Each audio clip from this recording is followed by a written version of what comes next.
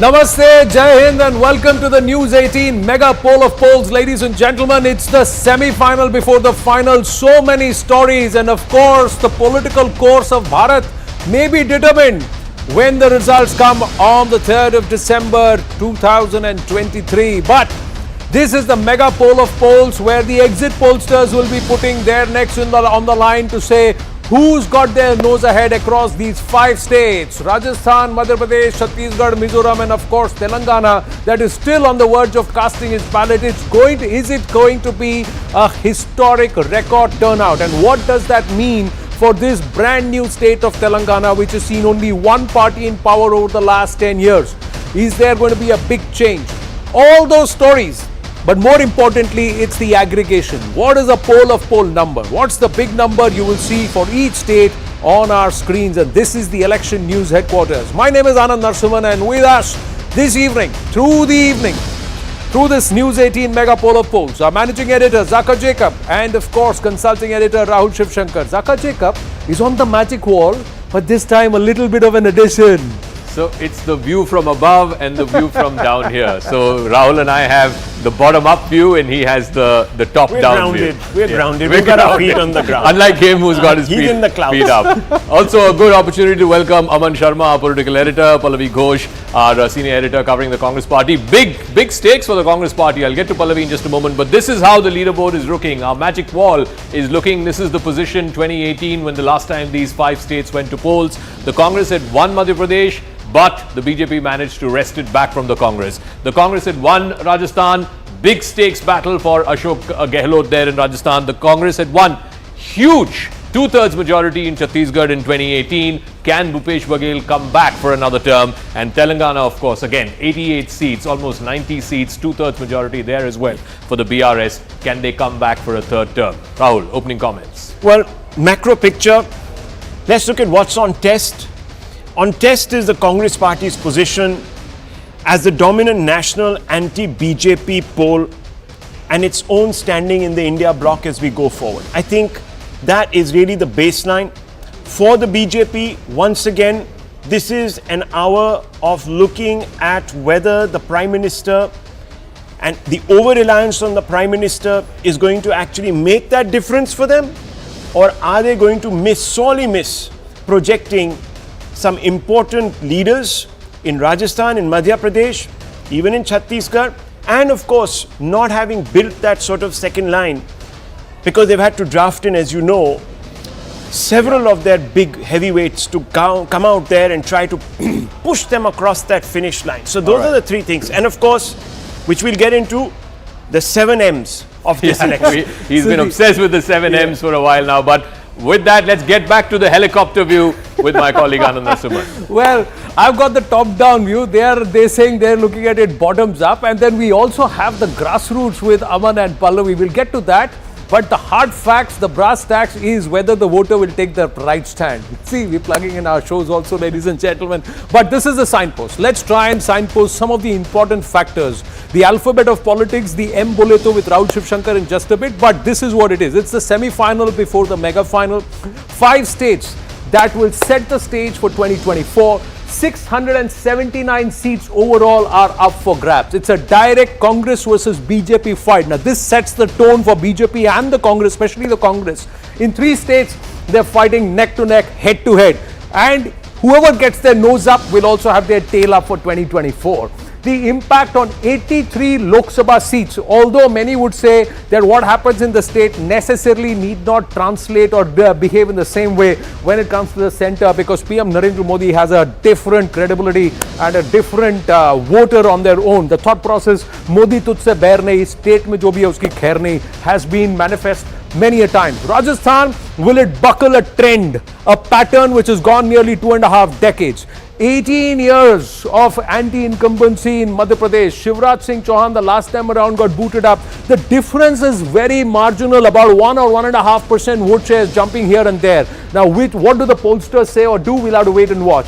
This is a state, Telangana, that's not seen anybody else but the BRS and KCR. Will they look beyond him now? Is the Congress's Wapsi there, or is the BJP going to move up from 1 seat, 7% vote share and hit double digits? We've got to wait and watch. But more importantly, the caste factor. will that come into play? And is there going to be the entire truism, or will it continue to remain the same way? जो नहीं जाती वो जाती है. Zaka Jacob, deep dive. All right, one big factor, one big constituency, vote bank, and Rahul Shivshankar has been talking about the big 7 M's, the Mahila M. There's a Mahila in our studios as well. We'll ask Pallavi Ghosh what she saw on the campaign trail and whether the Mahilas actually make a huge difference, particularly in Madhya Pradesh. What we have from the voter turnout figures, and this is fascinating for me, is that there were 18 lakh extra women voters. That is almost 2% of the entire electorate. That is not a small number. 2% additional voters, women, have turned up. Look at this, 2.41 crore was what the number of women who turned up in 2018, and now it's 2.72. That's 2% of the entire total electoral voter turnout in the state of Madhya Pradesh. What sort of bearing will this have, Pallavi Ghosh? Because both parties are claiming the women are turning up for us. I would find it very, very interesting, Zaka, because when I travelled there, I found that anti-incumbency was not so strong among the women. I mean, you know, I went to Budhni, which of course is his constituency, and no surprises there. Obviously, they're going to be completely floored by Shivraj Singh Chauhan. But in the other areas, what I found was very interesting was that obviously there was a whisper campaign which said that Mamaji may not become the CM in case the BJP comes back to power. So there were women who were telling me that, you know, Ladli Behna Yojana, itna acha yojana hai. If Mamaji nahi rahenge, to kya hoga? I think that was a feedback which went back to the party, and suddenly you had the Prime Minister, the Home Minister and party leaders talking about the Ladli Behna Yojana to make the point that this Yojana does not belong to Mamaji, it belongs to the entire party. But I think towards the end, what I started noticing was that the Mamaji factor. The fact is that, you know, I did find a lot of women who felt reassured by the fact that if he becomes a Chief Minister again, we don't want a Ladli Behna Yojana minus him. We want the Ladli Behna Yojana plus him. I think, I don't know whether he's still going to be the CM just in case the BJP comes back to power. And interestingly, the Congress also started sending a large amount of women. I mean, I was staying at this hotel and close by, I found every Congress women leader suddenly flown down, from a Supriya Shine to Ragini Nayak, Alka Lamba, because they wanted to counter this Ladli Behna Yojana. Somehow they never got this feeling that what they are announcing for women, money into their accounts, Priyanka Gandhi Vadra, would be able to counter or match up to the traction, say, Ladli Behna Yojana. And I remember someone from the BJP told me in that office कि, you know, we're going to watch the first 2 to 3 hours. अगर ज़्यादा से ज़्यादा महिलाएं बाहर निकल के vote डालती हैं, तब तो हम safe हैं. महिलाओं ने हमें बचा लिया. So I think in Madhya Pradesh. But the Congress has also been making a pitch for women. The guarantees, Priyanka Gandhi sort of becoming the centerpiece of the campaigning there. So the Congress is also claiming that those women are going to vote for us, like they did in Karnataka. Absolutely. See, Zaka, I think women voters in Madhya Pradesh have traditionally backed the BJP because Shivraj Singh Chauhan launched his very popular Ladli Lakshmi Yojana almost a decade back. So women traditionally have been with the BJP. What I think happened in the Madhya Pradesh election was that after the Karnataka experiment worked for the Congress, where they offered money to women, Mr. Kamal Nath in February announced that if he comes to power, he'll give 1,500 rupees to each woman. Yeah.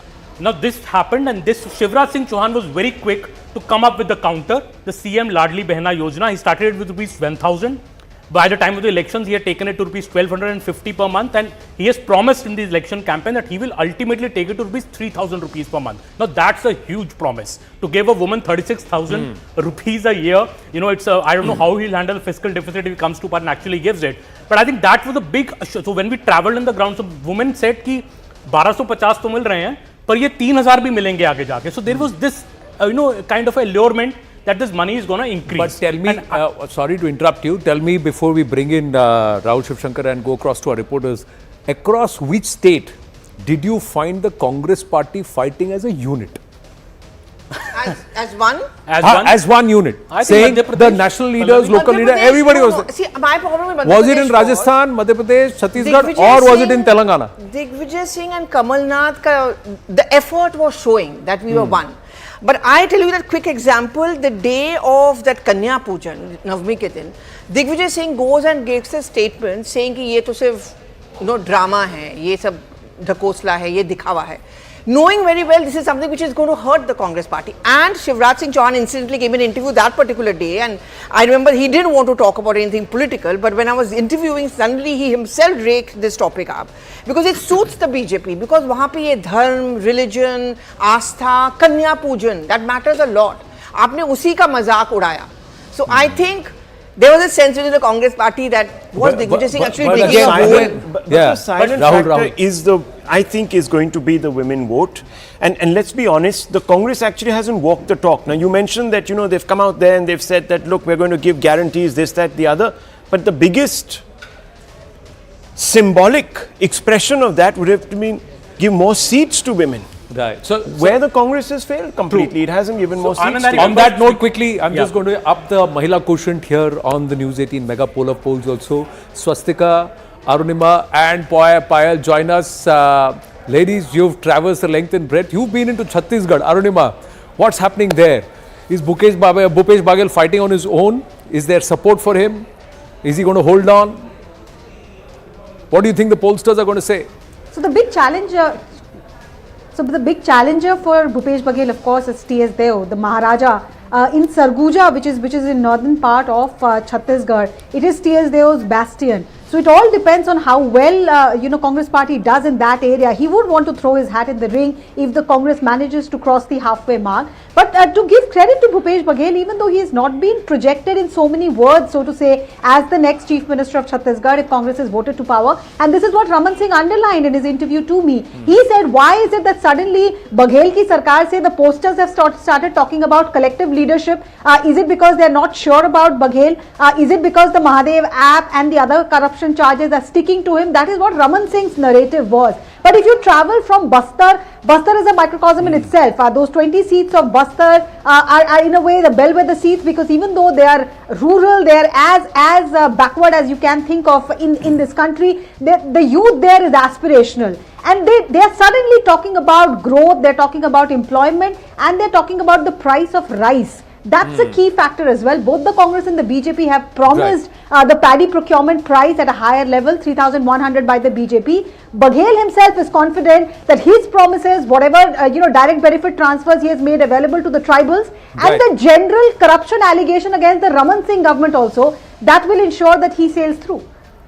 True. Arunima, Payal and Swastika both are there right now in Telangana itself. But Payal, you've done Brahman. And these 5 states together account for more than 25% of Bharat, 25 to 30%. Somebody was telling me this number. So tell me, what's your take? Is there going to be a twist in the tail? Is this literally a semi-final before the final? And what is the story within the story? I am not going to predict. I'm not going to predict anything as far as this Telangana elections are concerned. Anand, you were just speaking about the women vote. I am right now with one of the tallest BJP leaders, in the BRS. Beg your pardon, the biggest leader in the BRS poll, K. Kavita, and it's boiled down to divine intervention right now. She's currently come to a Devi temple to pray for her chances for our party. She'll be out in a bit from now. She'll be speaking to us. But like I said, there's a lot at stake as far as her party is concerned, especially for her father, the 2-time Chief Minister, who's probably looking at making history, becoming the 3rd-time Chief Minister. Will it be possible, or will there be, like you say, will there be a shame that the Congress party will be able to do over there? It's very, very important to watch out for. But nobody's taking the BJP seriously. But I've been speaking to BJP leaders, over the last 48 hours, including 48 minutes ago, and they are very, very confident that they will come to double figures, over there over here in Telangana. If the BJP is able to get double figures, then the game becomes even more interesting, because the BJP will not ally with the BRS, the BJP will not ally with the Congress. So where will the BJP votes go and who will it benefit? That remains to be seen. Well, Swastika, quick update at your end. Do you see the winds of change blowing across Telangana? You've cast your vote too. Well, I'm not going to hazard a guess. Yes, I did. Here it is. I'm not going to hazard a guess, but I can tell you that this is going to be a neck-and-neck fight between the BRS and the Congress. I want to add a little bit about the Congress here. In fact, just a year ago, it so seemed that the BJP was the principal opposition to the BRS here, but things have changed post-Karnataka, and a resurgent Congress under the leadership of Revanth Reddy with their 6 guarantees seem extremely confident. Women, of course, going to be a deciding factor. Muslim voters too. In Hyderabad, it's the bastion of the Owaisis. But if you go beyond Hyderabad, there is no Owaisi factor predominantly. Muslims en masse have voted for BRS. But the fear is that this time around the minority voters could be perhaps looking at the Congress, and that in my view could be a game changer for any party, besides the fact that the welfare schemes, whether it is the BRS and the Congress with its 6 guarantees, what seems to be resonating well on the ground is the fact that voters are very much aware of what they're going to get from which party, and I think as far as Telangana is concerned, it's definitely going to be an interesting fight. Yeah, it clearly will be, and it doesn't look like a runaway mandate. Whoever will perhaps just get across the line, and it will be a clear case of the first past the post. Now, bringing it back, well done, ladies, and phenomenal coverage that you've kept the entire network, especially CNN News 18, right up ahead in our coverage of these 5 state elections. Bringing it back into the studio with a quick check on these numbers, and let's talk about this. What does this imply? A historical voter turnout. Now, in 2018, the voter turnout that was doing the rounds in Rajasthan, they voted the Congress in with a 74.7% voter turnout. This time it's gone up to 75.4%. What does that mean? Sarkar badlegi, ya it is perhaps an incumbent mandate. Same way, if you look at Madhya Pradesh, 75.6, again they voted the Congress in. Sarkar badli, beech mein lot of things happened because of Jyotiraditya Scindia, but many say that he may just be that factor, that Gwalior Gonda area could be the factor where things may not work for the BJP. But this time, look at the voter turnout, 77.1%, as Zaka was explaining. A lot of it because of the Mahila voter coming out in huge numbers, nearly 2% added to that voter turnout by the Mahila itself. Yeah. And quickly, let's look at Chhattisgarh. Chhattisgarh again, 76.4, 74.9. So it's actually a drop, a 2% drop. Does that change things? Does that mean there is something happening there? And right now till 3 p.m. it is 51.89% in Telangana. Overall 2018 it was 73.7. So clearly the trends show that this will breach that number. Looks like it. It will come to about 75%.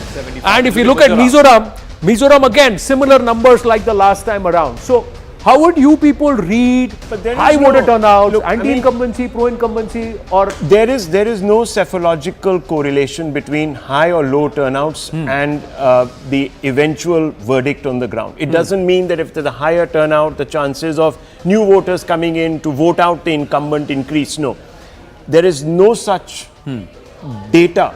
And I think... but the standard thumb rule for the longest time has always been higher the voter turnout, greater the anti-incumbency. It's not proven cephalogically. It's just not established cephalogically. So you have a look at any number. Bengal. And Bengal being one example. Voter turnout increased, Gujarat came back to Gujarat. But what I'm trying to say is that there is no cephalogical... There are enough cases going the other way. Yeah, that's what I'm saying. So it's a even Stevens kind of thing. Like in Bengal and Gujarat, it was not anti-incumbency. It was pro-incumbency. High voter turnout, and it was an anti-incumbent. I think the one way of looking at it is the focus that political parties are actually putting on building their booth, turning up presence. the votes. So you and there is so much emphasis now on that because the BJP really elevated it to an art form. It was actually the left first that did so in Bengal, but the BJP came on very strongly on that, and now every other party has realized this whole business of Mera Booth, that slogan that is sort of used. Who did you see on ground effective at the booth? I think the Congress tried to do that because the Congress started this whole thing about booth mein, sipahi and all that stuff. And that's always been the weakness of the Congress party. And the fact is that they never could get the booth workers out. I mean, you have those big bang campaigns, rallies, but the real work is done by that booth worker. That the workers on the ground have to feel it. For that's a very good point, because one of the reasons for that really is that the Congress always had a plebiscitary form of politics, as a result of which the grassroots worker always felt left out, because these para-drop leaders, etc., always felt left out, and therefore you didn't have that sort of participation when it mattered. And the BJP in a way has mastered this art of booth management. So I think it is a BJP which is generally very happy when the voter turnout goes up, because they feel that they got their voter out. So BJP is, I think, if you even see Prime Minister's tweets on the day of polling, it is always encouraging more voting. Yeah. So BJP feels that more voters come out, it wants to bring out its own voter. But Rajasthan and Madhya Pradesh mein to dono dafa when the voter percentage went up in 2018, they got voted out. Who were the voters that were coming out? और कौन voter निकाल रहा था? In the sense, the local candidates, when it comes to assembly elections, it's the regional satraps, right? So in the case of the regional satraps, who was it that was more effective? See, because Vasundhara Raje, Rani Saiba, Rajasthan, was it a mega mood against Gehlot? Or were there those who were saying कि रानी को नहीं बनाया तो सबक सिखाएंगे? Last time around, that was a case that happened. She could influence about anywhere between 30 to 60 seats, people would say.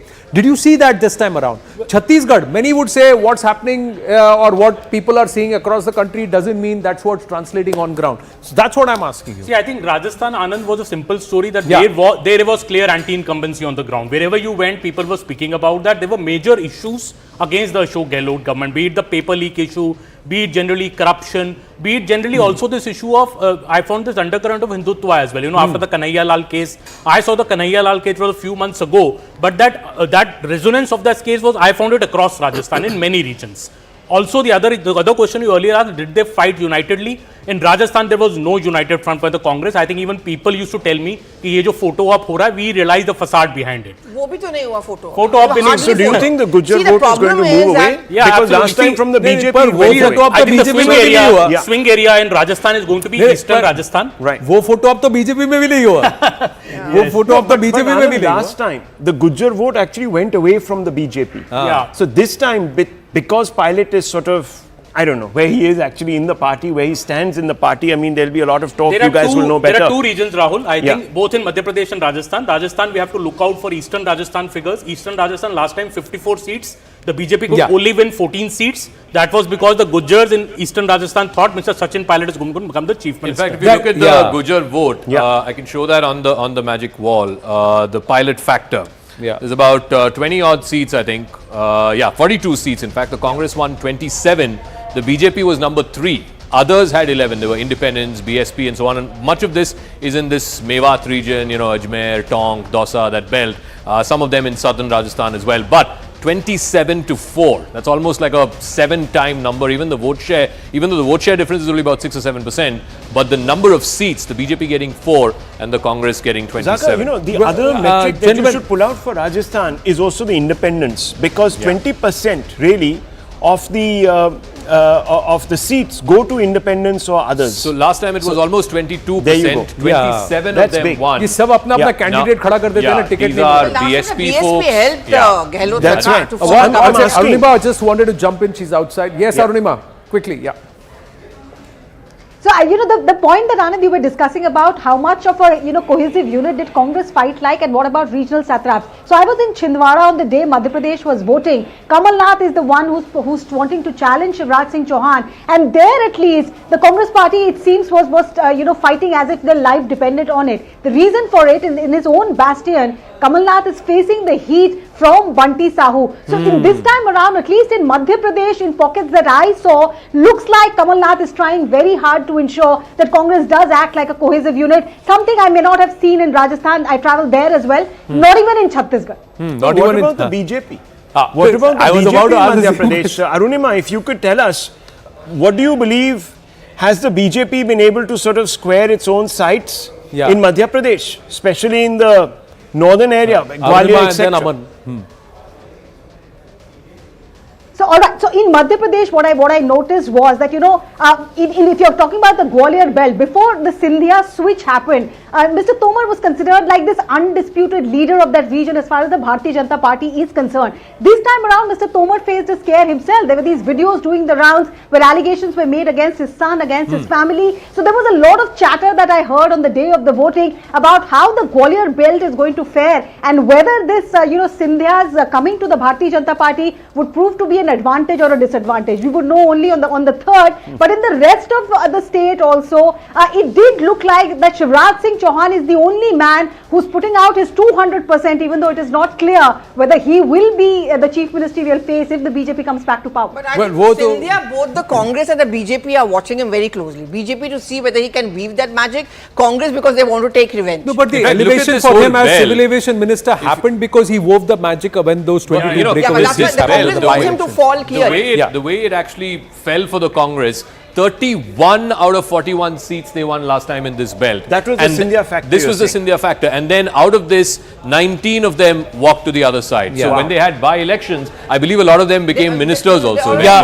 So the point is that this belt, and I think privately even the BJP leaders sort of were worried about this belt. But then this is only 40 seats. You got another almost 200 seats in the rest of the state. Correct. So can they compensate for the losses here in Gwalior Chambal in the deep other dive parts? this. No, but Let's deep but dive in Madhya this Pradesh. case- Last time not just But in lost this in case- the Gwalior Chambal region, they also lost seats in Jabalpur region. Yeah. They Of lost course. seats in the Indore region. But what was Eastern Rajasthan to the how Eastern Rajasthan brought Congress to power in Rajasthan? It was Gwalior Chambal which brought the Congress to power. then Congress to because power. Same thing. The people in Gwalior Well, Chambal see, thought I have to take a that break, but the counter argument is that when the by-elections happened, Scindia redeemed himself. Out of Yeah, those so he has 22, to redeem himself 19 or now, 20. because there are many people in the party, I'm sure, thinking that it may be a flash in the pan. Well, the other thing is that mantris, MPs and mantris, when they are sent back to contest assembly elections, what does that mean? Vidhan Sabha, what does that mean? The first numbers also after a break. Stay with us on the News 18 Mega Polo Polls.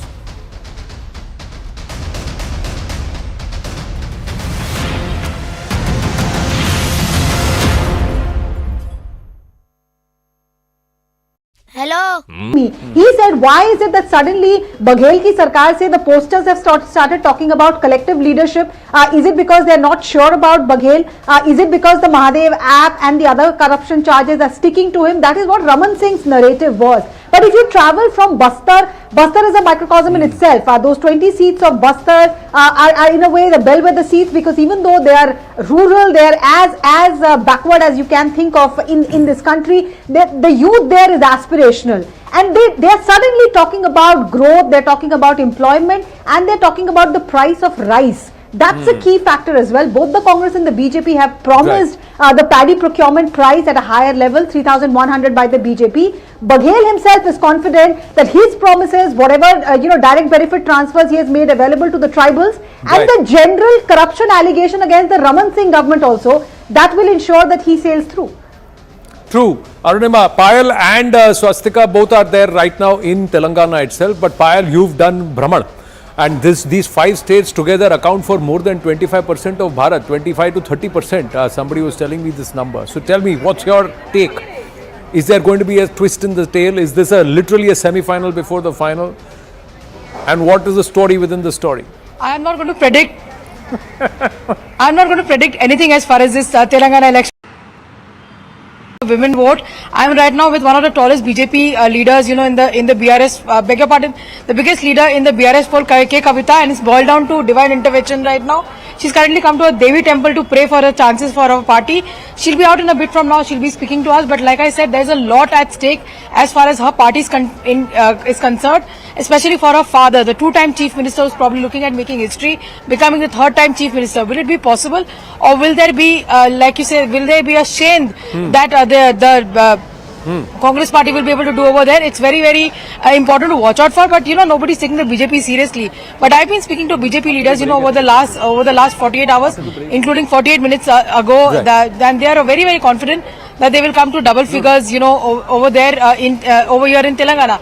If the BJP is able to get double figures, then the game becomes even more interesting, because the BJP will not ally with the BRS, the BJP will not ally with the Congress. So where will the BJP votes go and who will it benefit? That remains to be seen.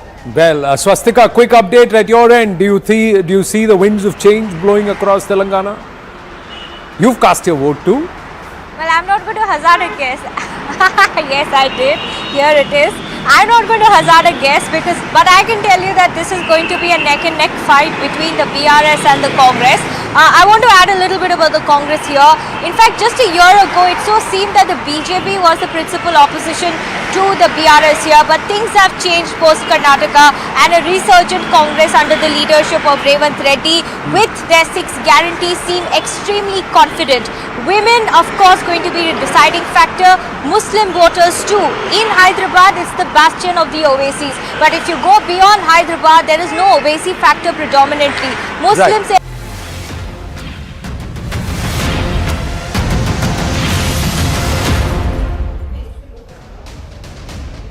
Well, the numbers are going to be out.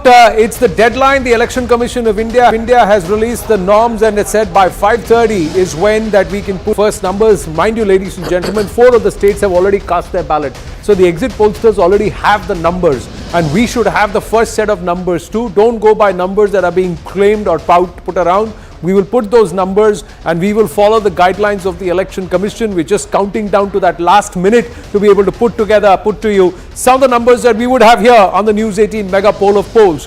5 states, who's taking these states? The incumbent, or is there going to be a shift? And what does that do for the 2024 Lok Sabha polls? How does that set the tone? How will it impact the political equations in our country? All these conversations will happen around the exit pollsters. And which of the exit pollsters are ready to stick their neck out and clearly call out a winner in each of these states? Or is everybody going to be a little ambiguous, because you never know because of the high voter turnout? That's the big story. Are you expecting clear mandates and clear exit pollsters to really put their neck out there as outliers, Zaka? Or do you think most of them will hedge their bets? Honestly, given the previous times experience, other than Madhya Pradesh, I think all the other states will have a clear mandate. Even in Madhya Pradesh, the exit pollsters might predict a sort of a neck-and-neck fight, but I think the people have more or less given a singular direction in which the verdict is going. Just from looking at the previous numbers, I just feel that Chhattisgarh and Telangana might be closer than what we expect. I think it could even be hung houses in both. Could be possible. Aman, what did you? I mean, you traveled to Madhya Pradesh, you traveled to Rajasthan. I think, Zaka, MP and Rajasthan is any pollster's nightmare. Last time the MP vote difference was 0.13%. Yeah. Rajasthan, it was less than 1%. I think 1.3 lakh votes separated BJP and Congress in Rajasthan. This time, I think in Rajasthan, I didn't find such a tight situation. I think it will be a decisive mandate because the issues I found were very, very clear on the ground. MP looks tight. MP looks tight because I think the voters, in a way, the women voters, there are promises on both sides. Also, this issue of anti-incumbency, of course, is there. You know, it's an 18-year-long government, and there is. Last time also it was there. This time BJP, I think, by its strategy, has not projected a CM face. Last 30 seconds, some BJP numbers that are being put out by some of the channels are actually Satta Bazaar numbers. Obsession with putting the numbers out first. That's really. We're given to understand there's some Satta Bazaar numbers. These are the punters. This is the call. Anand, what Shivraj told me in Jaipur. So I ran into Shivraj Singh Chauhan in Jaipur. He said, हम आश्वस्त हैं, मैं आश्वस्त हूं, हम election जीत रहे हैं। हमने सारे कमलनाथ के प्रोमिसेस को पंचर कर दिया और ये इलेक्शन अगर हम जीत रहे हैं, हम लाडली बहना योजना पे this was before the ballot was cast or after? After Jaipur. The fundamental point is that Amit Shah actually camped for a long time in Madhya Pradesh, isn't it? He really has. Well, we got the first numbers. We've got the first set of numbers. We got the first set of numbers on our screens. Let's chew on it a little, ladies and gentlemen. The first set of numbers are the Jan Ki Baat numbers that we are putting out here. And somewhere we are given to understand there seems to be clear mandates. We have some numbers that we already have here. Madhya Pradesh, 230 seats. Wow. The median is 113, neck and neck, like Rahul Shivshankar was calling it. Rajasthan, it's going to be, it's Congress. No, Let's try and look at it. I think it's a bit of a mistake there. I think the Rajasthan numbers clearly show a nose ahead for the BJP.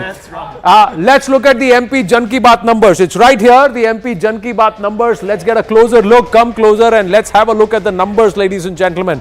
What are the numbers saying? The numbers are very clearly saying that it's going to be neck and neck with the Congress with its nose just ahead. 100 to 120, 123 for the BJP, that's the band, and 102 to 125 for the Congress. That's the band that Jan Ki Baat has actually put. So that's why the median comes to about 113 to 112. Neither of them has 116. That is to win. Neither of them. It's a hung house in Madhya Pradesh if we were to go with the average numbers. Now, let's quickly flip this and look at Rajasthan. What is Rajasthan number? The Rajasthan number is a clear runaway mandate for the BJP. Rani Sahiba or no Rani Sahiba, Gehlot Sahib, आपको thank you कर दिया voters ने as per Jan Ki Baat exit poll. That is what it is saying. It says very clearly 111. The Congress won't be these projections. These numbers at all. Let's quickly look at what is it saying in Chhattisgarh. In Chhattisgarh again, a change in the mandate. Bhupesh Baghel with 40, the BJP with 47. That is what the BJP taking Chhattisgarh very clearly. That's what the BJP is saying. So we'll try and flip. We'll try and see out of the 90 seats what is happening. 47 for the Congress. Oh, it's changed. 47 for the Congress and 40 for the BJP. So that's how it is. So Bhupesh Baghel retains, Congress retains Chhattisgarh, and Congress takes Telangana. As per the Jan Ki Baat numbers, out of those seats, 119 seats, 59 is the halfway mark, 56 with the Congress, the BJP has 10, AIMIM 5, BRS 48, and if that's the case, Nobody is first past the post. So will the BRS, AIMIM and the BJP come together to keep the Congress out? This exit poll is exiting is what Rahul Shankar is saying.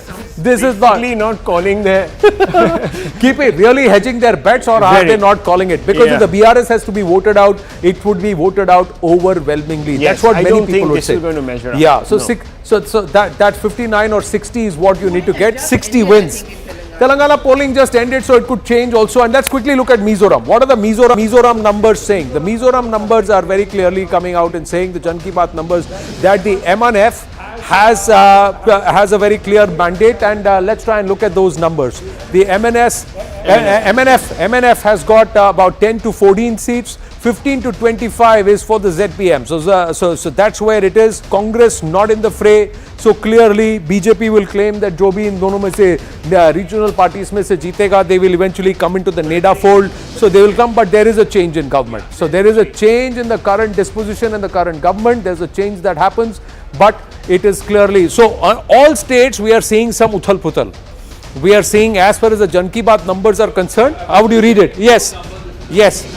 Write it down here. They are giving a slight edge to the Congress in Madhya Pradesh, 111 to 121. For the BJP, 106 to 116.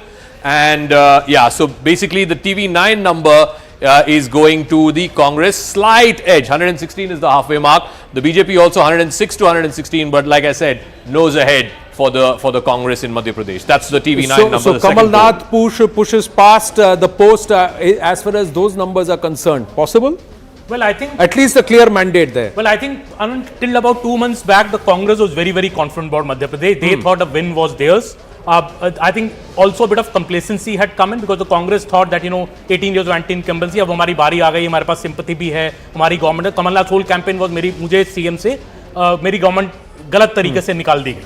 So they had that sympathy going for them. That's what Congress felt. But I think the BJP made up a lot of ground in the last 2 months. It was through various factors. It was already due to Mr. Modi's campaign, Mr. Amit Shah, as Rahul was saying, Amit Shah camped there and ensured that these differences between the leaders were eliminated. They put up 7 MPs in the fight. So they are expecting that 7 MPs, अगर 7 seat भी नहीं जीते, कम से कम 3-4 seat extra हमें उस seat. And these are the 7 seats that BJP has not won for a long time. So I think the Scindia factor, of course, last time Gwalior Chambal went Congress way because they thought Scindia is becoming CM. This time Scindia is with the BJP. So BJP is thinking that factor has been negated. And in the words of Shivraj Singh Chauhan, what he told us, that मैंने सब Congress के promises को puncture कर दिया. Well, let me tell you, when it's this close, and if Madhya Pradesh 2 polls are calling it so close, then you have to give the advantage really to the incumbent. Absolutely. Now, I mean, it's debatable who the incumbent actually was. And I can tell you... I got a third poll which is giving the advantage to the BJP. This is the RTV poll. They're giving 118 to 130 to the BJP, and they're giving 97 to 107 to the Congress. So you have 3 polls that are out. 2, I think, are giving the edge to the Congress. 1 is giving the edge to the BJP. So it's anybody's game right now. If the BJP wins Madhya Pradesh, it's a big turnaround story for them in 3 months. Congress did what it never does usually. They began early. They started working very early in Madhya Pradesh. And then you start losing the steam. And I think the last few days or weeks of elections are always very critical. They make or break your mind. And that's where the BJP stepped in. But let me tell you, this is a very good point, because look, what were they really riding on?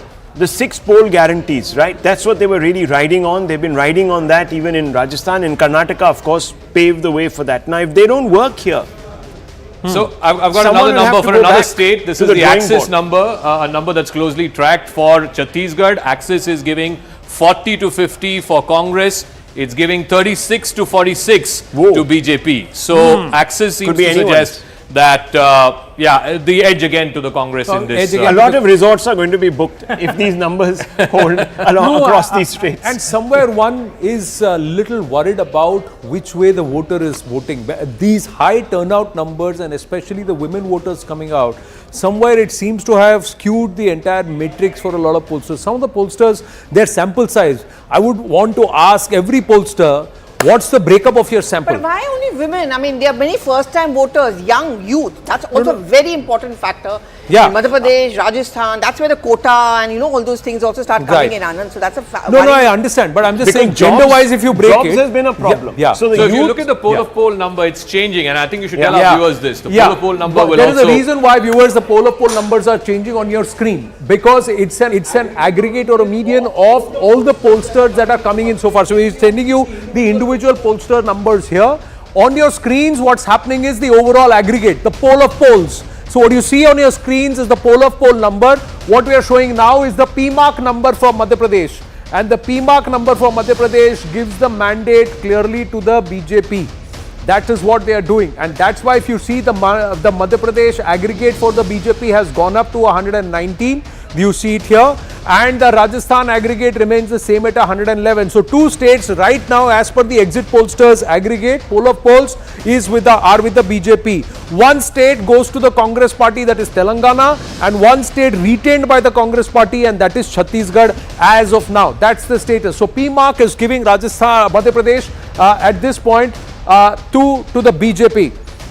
Let's also look at Access My India, battle for Chhattisgarh. Access My India, battle for Chhattisgarh. Again, the numbers are going in favor of the Congress party. Congress is going to retain, as far as Access My India is going to retain Chhattisgarh. Rahul Shivshankar.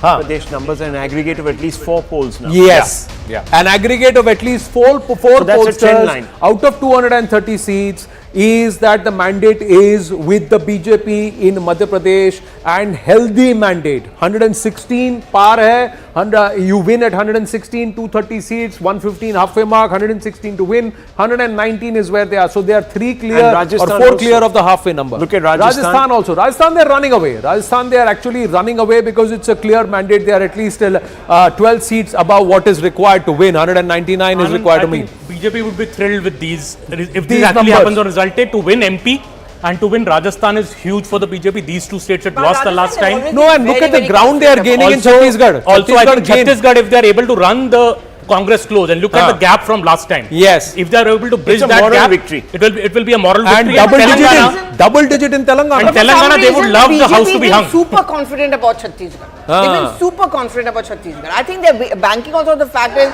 that whatever they may say, T.S. Singh Deo versus Baghel wala friction tha. And T.S. Singh Deo said it on record. Yeah, He look, said, but "Abhi I'll tell you मुख्यमंत्री what, नहीं okay. लाएंगे." it is a predominantly tribal state also.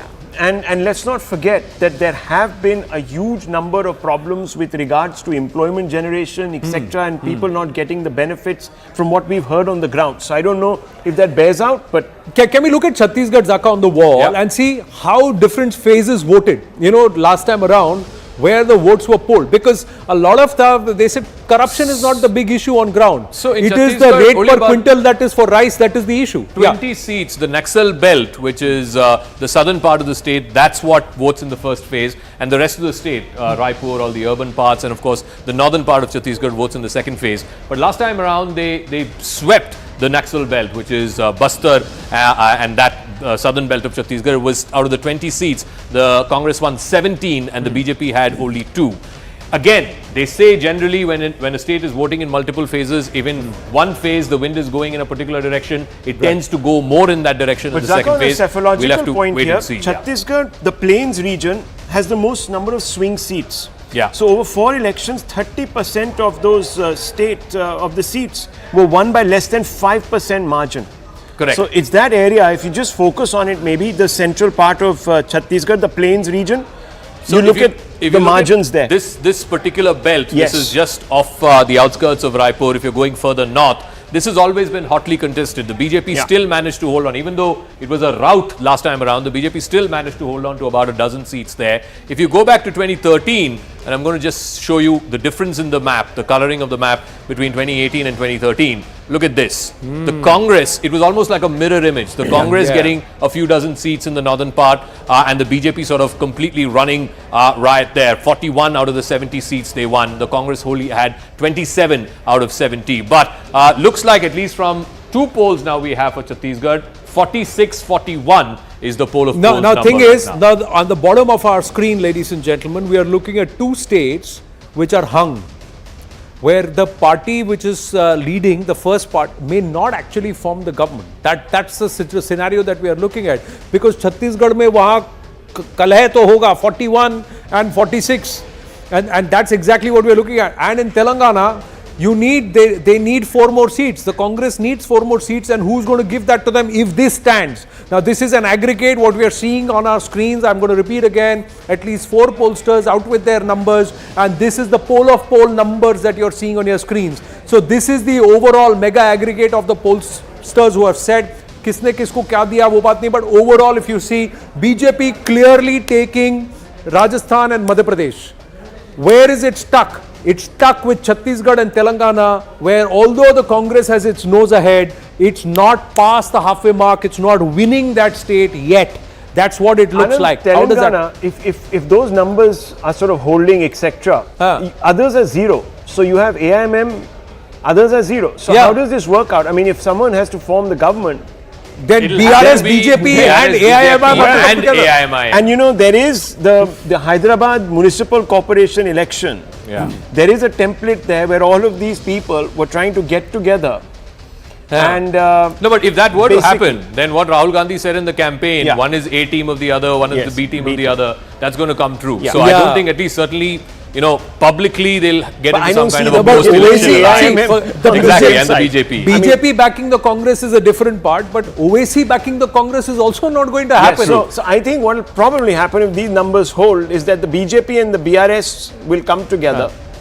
And that's how you're going to have. All right, we got one more set of numbers quickly. Pollstrat, Madhya Pradesh, the numbers. Let's try and look at what Pollstrat is saying and why is it that the Madhya Pradesh number. Oh, there's a little bit of a shift. BJP is now three seats down in the poll of polls, ladies and gentlemen, to 116. And let's try and understand what Pollstrat is saying. Pollstrat numbers again, in this case, don't clearly give the BJP the victory number. It is putting BJP at the higher number, exactly at the halfway mark, but it is putting the Congress party well past the post, 5 seats above the winning number of 116 at 121. And perhaps that's the reason why in Pollstrat, with the Pollstrat numbers coming into play, that the BJP's average overall has come down and it's now at 116, just at the number that you need to win the state. Is it going to be so close? Because those who are working with the BJP and within, they are very confident that the BJP is taking it. If they're taking it to nearly 130 seats. That's how confident they are. If they are losing it, then they will not be at 116, they'll be at 106, like last time around 104. In the case of Rajasthan, it remains the same. BJP is taking Rajasthan. These 2 states at the bottom, ladies and gentlemen, that's going to be a problem. That vote share shift in Chhattisgarh, if there is more than a 2% difference, then that seat share will not be the same. It will be different. If the BJP has, caught up with the Congress and the Congress has lost some ground, that number, that scenario should change. But, yeah. Chhattisgarh, again, similar trend. I'm just going to write down the numbers here before our graphic comes in. They're giving it to the Congress, 46 to 56 to the Congress in Chhattisgarh and 30 to 40 to the BJP. So I think we've had 3 polls in Chhattisgarh. Yes. 2 have given it to the Congress and 1 is sort of a hung house. But it seems like the direction in which it's moving is that the Congress might retain. Now with this Chhattisgarh, Congress is taking Chhattisgarh. Now the number for Congress is 46, so they need 46 is the winning number, 90 seats, 45 the halfway mark, 46 is the winning number. So you got 2 scenarios right now. That is one here with the BJP right on the winning number in Madhya Pradesh, and there you've got the Congress party right on the winning number in Chhattisgarh. So this is like too close, right on the winning number. What are you thinking, Aman and Pallavi? I think MP will be close, Anand. Even on the result day, I think these numbers, I suspect that these numbers would be similar on the result day.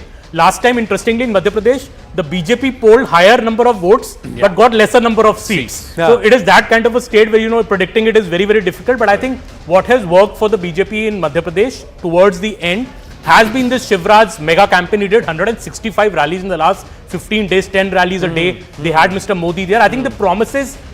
And I saw Amit Shah saying that from his rallies, Modi saying that अगर ये हमारी सरकार चली गई तो लाडली बहना योजना बंद हो जाएगी. एक बात है, the RSS, and all those workers on the ground, they started going out. I mean, Amit Shah did say this to a couple of journalists also, where he said कि ना जो बिखर गया था उन सबको मैंने साथ लाया. सिनेरियो चेंज हो गया मध्य प्रदेश का. एग्रीगेट देखिए आप, BJP number 2.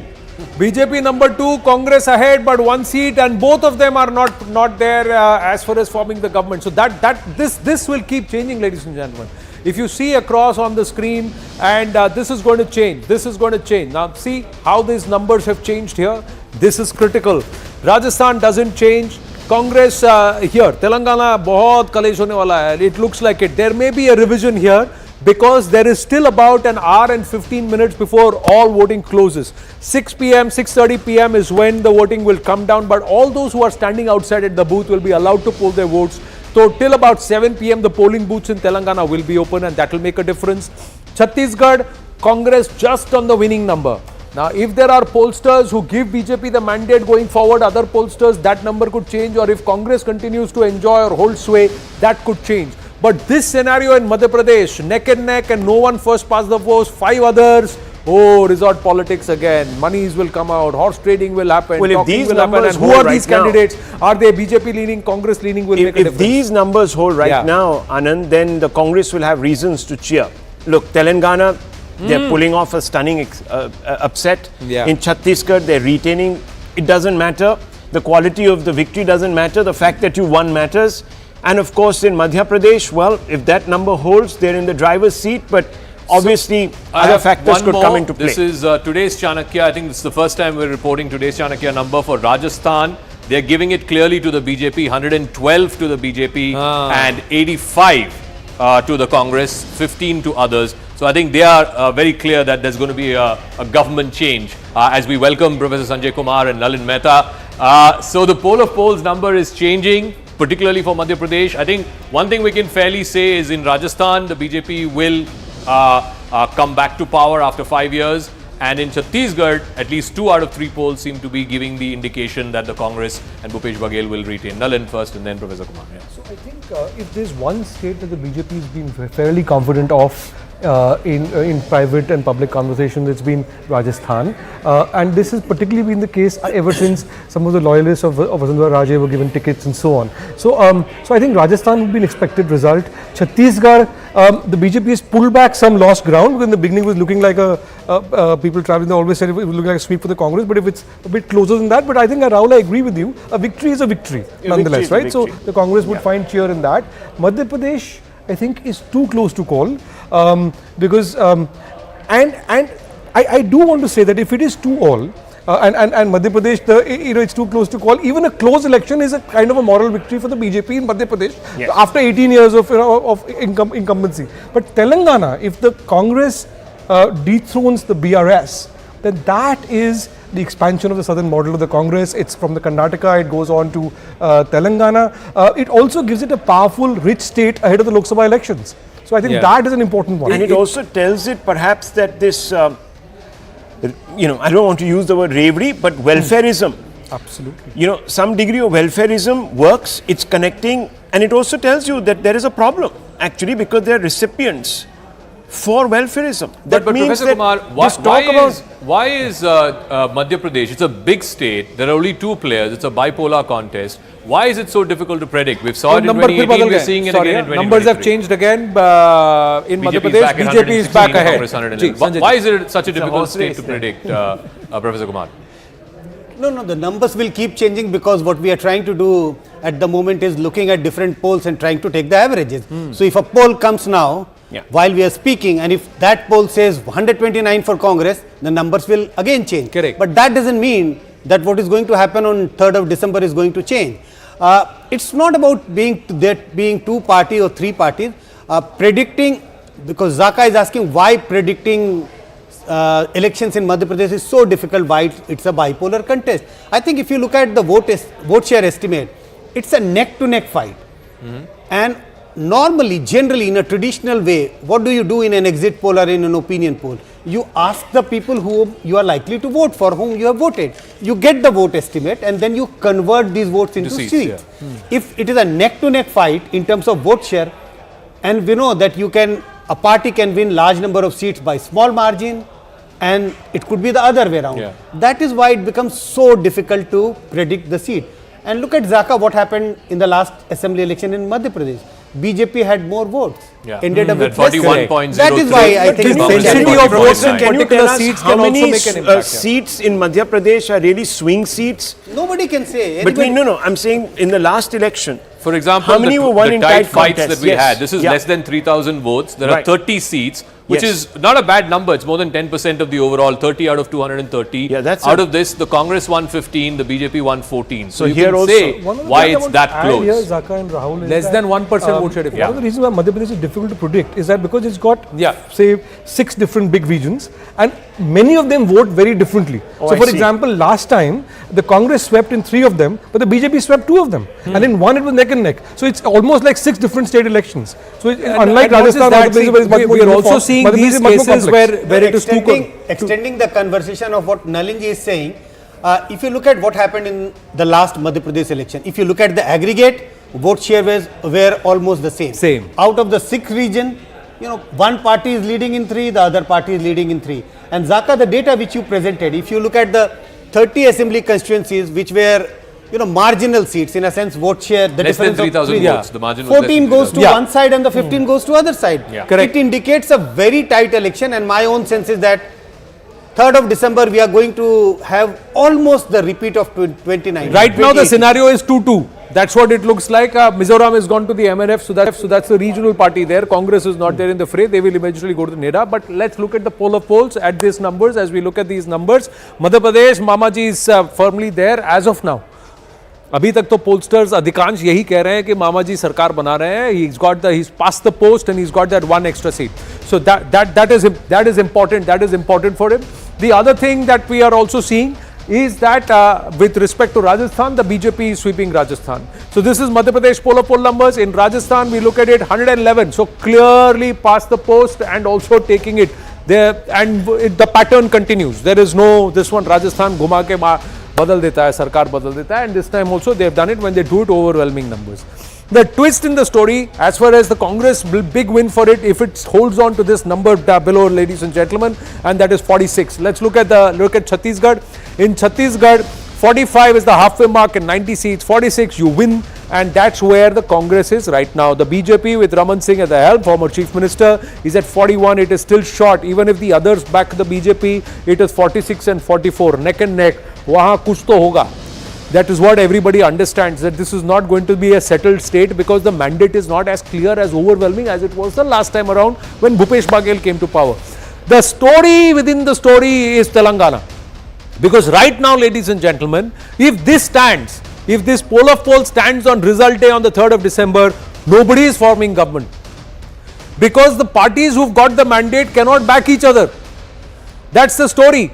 56. So the Congress is 4 short. BRS is 48. It is 12 short. AIMIM is 5 and BJP is 10. So if BRS, AIMIM and the BJP come together, highly unlikely they will form a government which nobody will accept. AIMIM will never go with the Congress. As of now, that's their stated position. BJP and Congress coming together, we don't know. Well, if BRS and Congress decide to come together, that's a different story altogether. Jump to sort of giving legitimacy to this poll of polls, I think we'll have to really look at the vote shares also.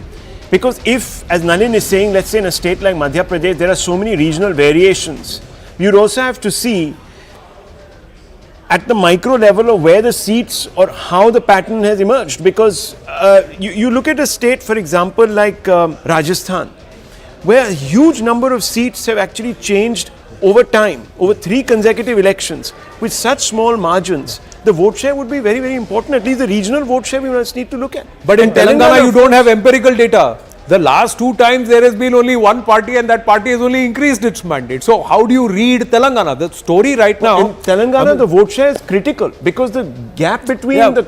But we don't even know the swing. We don't even know who is swinging where in which region in Telangana. That's the story, na? Telangana में कौन कहाँ घूमा कैसे Are we saying look at the vote share? Last time around they had almost 50% vote share, and in a multi-corner contest when you have Congress, MIM, BJP, a party getting close to 50% vote share, you get this. This is a 2/3 majority, 88 out of 119.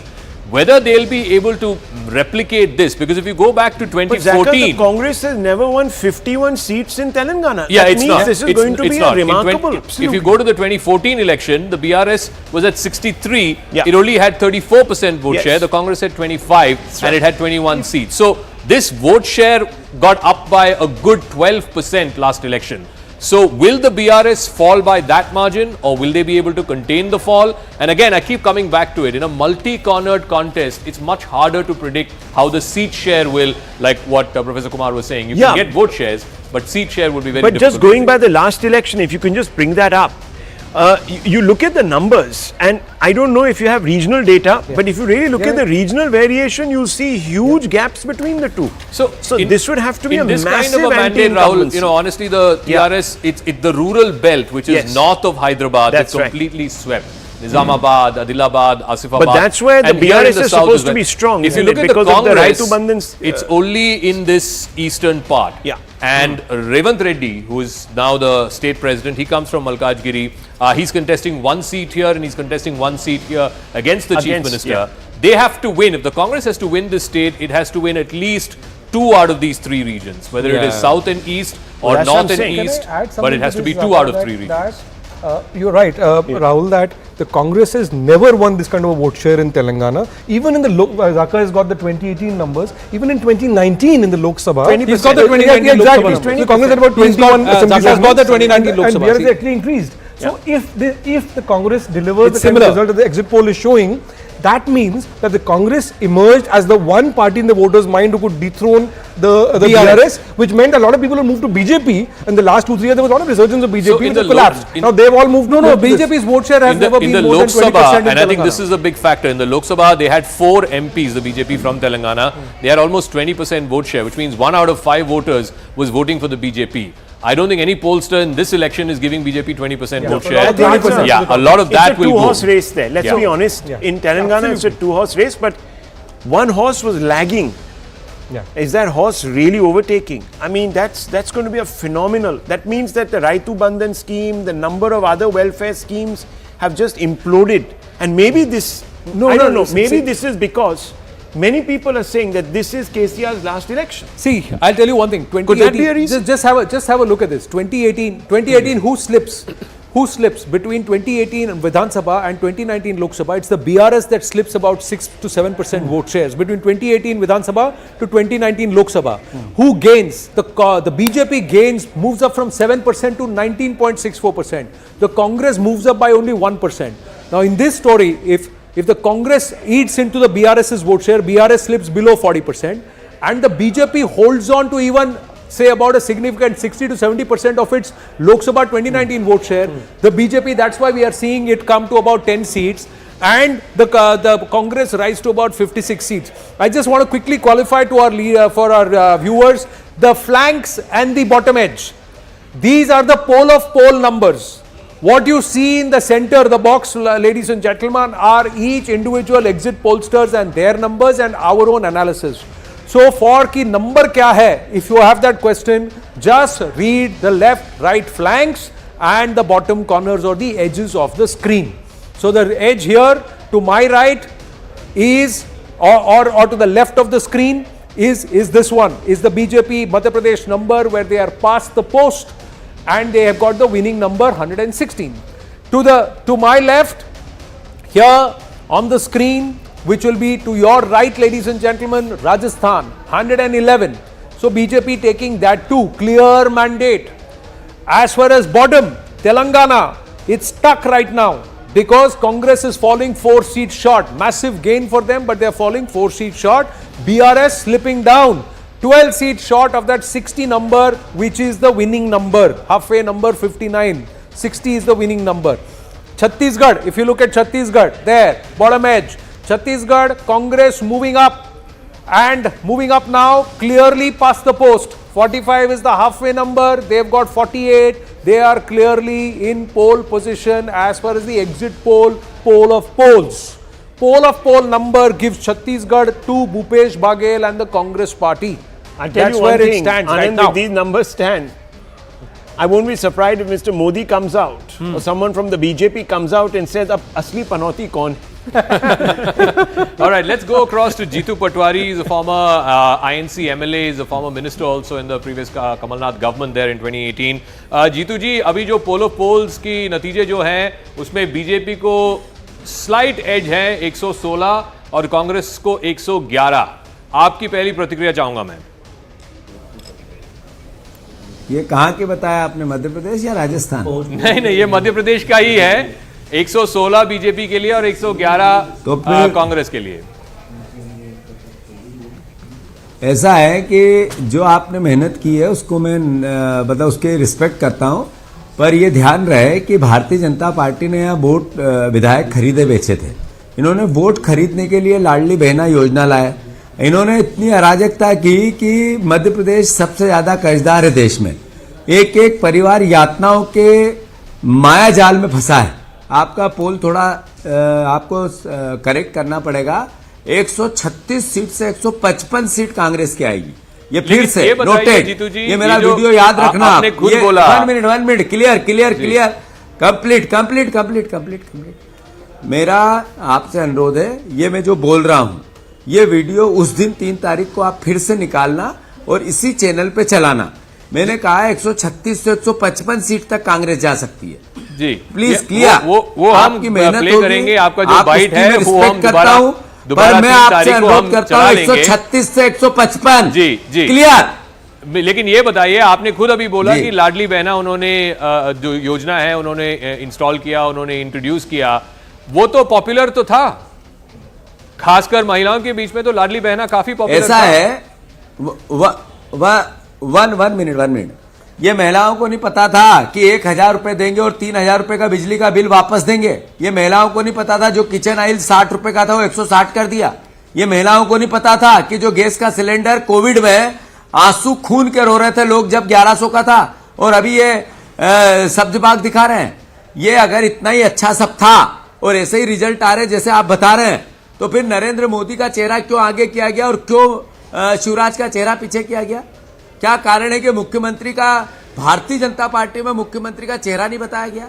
लेकिन कांग्रेस की tsunami थी भाई. लेकिन ये बताइए जीतू जी, Bharatiya Janata party ने सारे जतन किए. यही कारण था कि इन्होंने 3-3, 4-4 केंद्रीय मंत्री उतारे. शिवराज सिंह चौहान की जो चेहरा है उसको उन्होंने प्रोजेक्ट नहीं किया.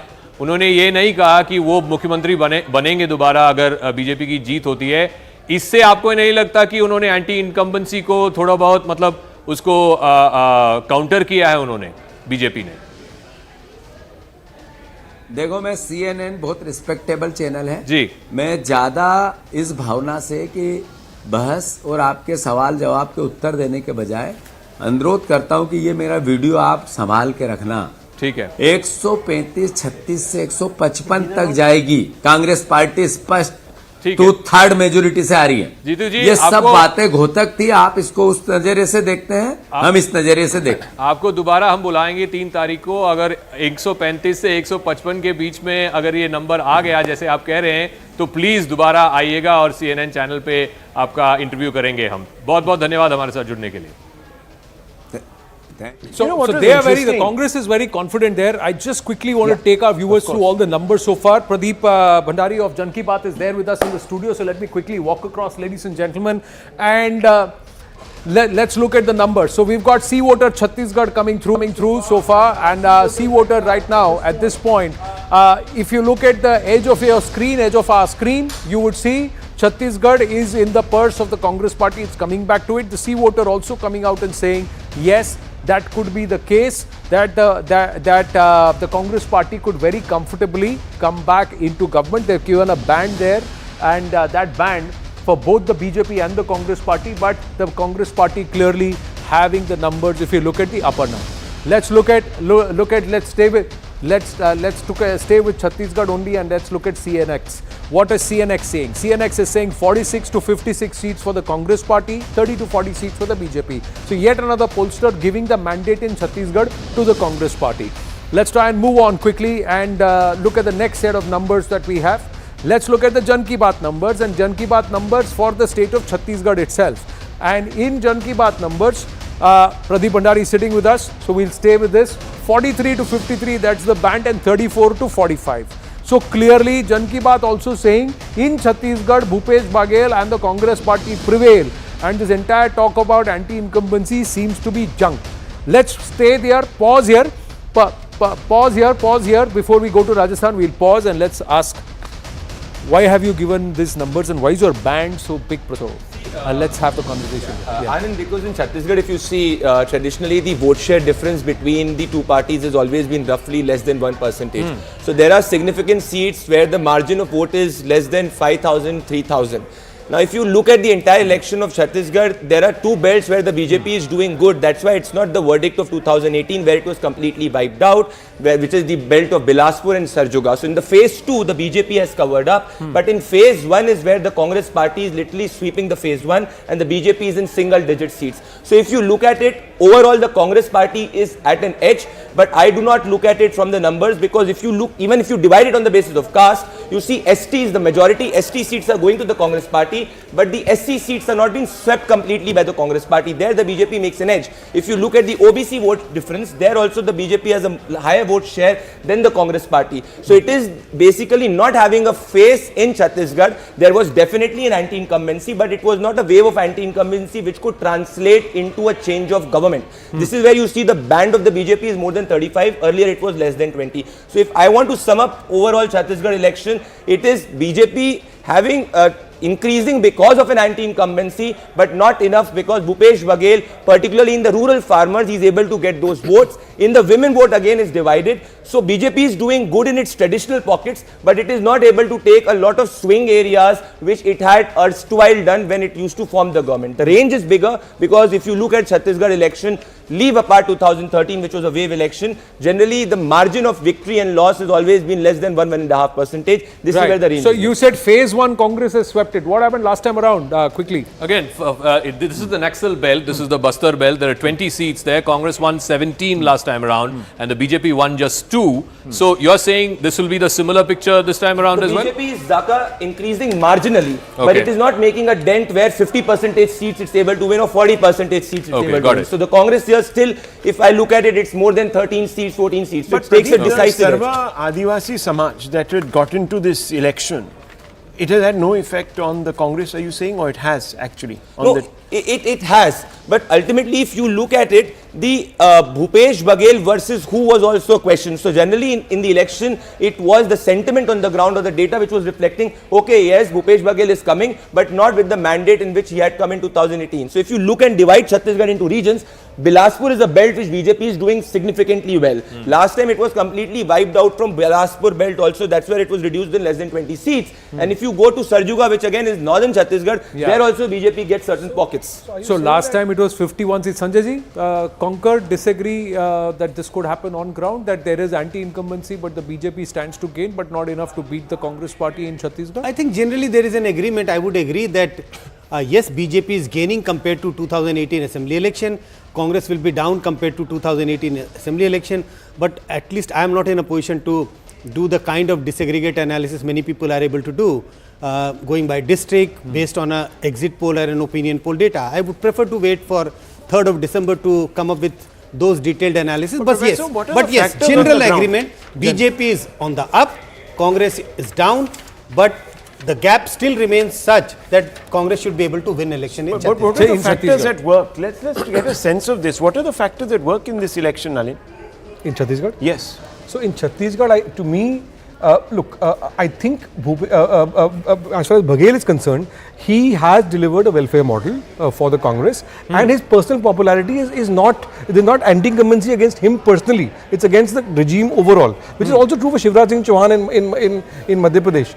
Sorry, quick flash update. Ladies and gentlemen, are you watching the screens, the edges, the bottom? Because more pollsters are coming in, more numbers are coming in. I said there could be a change, there will be a revision in Telangana, and that revision is reflecting on the screen. The mega poll of polls, right now the poll of poll numbers on your screen, ladies and gentlemen. The Congress is slipping, the BRS is gaining, it's gotten into the 50s, it's 52, just 8 short of that magic number of 60 to win as far as the exit poll numbers are concerned. AIMIM becoming one more seat, BJP slipping 3 seats. Lot is changing even in the exit poll scenarios. Overall aggregate of the pollsters. Anand, Telangana numbers will change. To make on Telangana. The more the BJP goes up, problems for the Congress.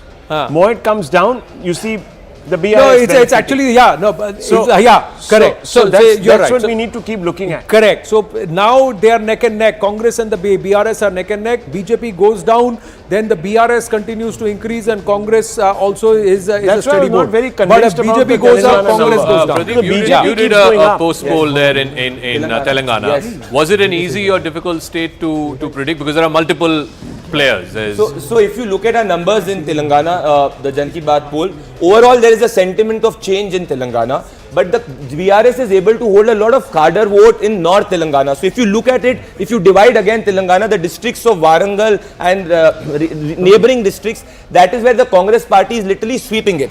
Congress is getting the majority youth vote in Telangana, and the BRS is able to hold the vote of voters beyond 55 to 60 years of age. So I'll give you an example. Even constituencies of, say, Sirsila, which is a KTR constituency, which was won with more than 1 lakh of margin, you see a decrease in margin even in that seat when we polled, which is there. So overall, but 1 lakh margin is a huge margin. No, it is not losing for sure. 1 lakh is a huge margin to bridge. Yes, but it is contesting from 2 seats now. Gajwel, which is in Sirsila, even in Gajwel, Kamaredi. the margin of loss and victory is less than 5,000. And let me just another 10 seconds. If you go 1 kilometer away from Sirsila, that is the constituency which is Vimlugara. In that constituency, in a tripolar contest, again the Congress party leads. So there is overall a sentiment of change. The BRS is able to hold areas where its cadre is very strong. Right. So I will not be surprised. Pradeep, if you are giving the BJP between 7 and 13, I don't think the Congress is going to get the number that you are sort of Rahul, predicting. again, how does this work? So again, a basic difference. If you look if there is anti-incumbency, it would go to the Congress. Well, his argument is that the Congress vote will come at the cost of the BJP. BJP's vote will come at the cost of Congress. No. His argument is not that. If you look at his numbers, I'm saying your argument. I'm saying your argument. Yeah, because if there is anti-incumbency, a voter will vote for a party that will actually affect change. But I think one of the points that Pradeep made, I think, is a valid one. Just 1 second. This is Hyderabad. This is about 20 seats, 19-20 seats. But you look at north of Hyderabad and south of Hyderabad. Yes. You know, these are constituencies where in the Lok Sabha, the BJP got 4 MPs from north of Hyderabad. You know, Nizamabad, Adilabad, Asifabad, that place where polarization can work. Whereas in assembly, because the BJP is not that big a player, those votes go to the BRS. Again, in south, the problem for the Congress is they are only valid or they're only strong in the eastern part of the state, Warangal, Nalgonda, that belt. They need to start making inroads in other rural parts. Let's say the north, as Pradeep was saying, the north is KCR's stronghold. That's what I'm saying, what about Zaka, the south? But you're absolutely right, because if the voters are looking for change, why would they want to waste their vote? I'm not being in any way prejudicial to the BJP. I'm sure it's run a strong campaign, but chances are that the voters would go to the move en Congress. masse to the Congress, because the Congress has been in power there in the past, and that's the alternative to the BRS. It's a very valid question. Sorry, I'm just being a little Let me answer it. There is an anti-BRS sentiment in the state. So there are BJPs fighting on very selected seats. So ultimately, the anti-BRS vote chooses the best alternative. So if you look at certain seats like, say, Nirmal, the Congress does not exist. So you look at the election as absolutely applying your logic. That is what is happening on the ground. That there is a pro-BRS vote and there is an anti-BRS vote. Now, there are selected seats, Anand, which are between the range of, say, 15, 16, where the BJP is in serious contention. So the Congress is not in serious contention. So if you subtract 119 from 15, that is where the Congress is literally contesting. So the BJP is fighting on those only 15 seats, where it is converting 40% of it. So it's not cutting into the Congress vote. There, the alternative for the anti-BRS is BJP, which is the very selected. So you're saying particular seats where there is no Congress, the alternative to BRS is BJP. Wherever the Congress is available, the Congress will pull the anti-BRS vote. Absolutely. But right now, currently on your screen, ladies and gentlemen, at the edge of the screen, just quickly saying that 52 plus 7, if the BJP backs the BRS, they are at the halfway number there, 59 in Telangana. Right now, Madhya Pradesh and Rajasthan going to the BJP. Chhattisgarh clearly back with Bhupesh Baghel, inching towards the 50 number. George Kurian, Khalikur Rahman and Sardar RP Singh with us. Namaste, Jai Hind, gentlemen.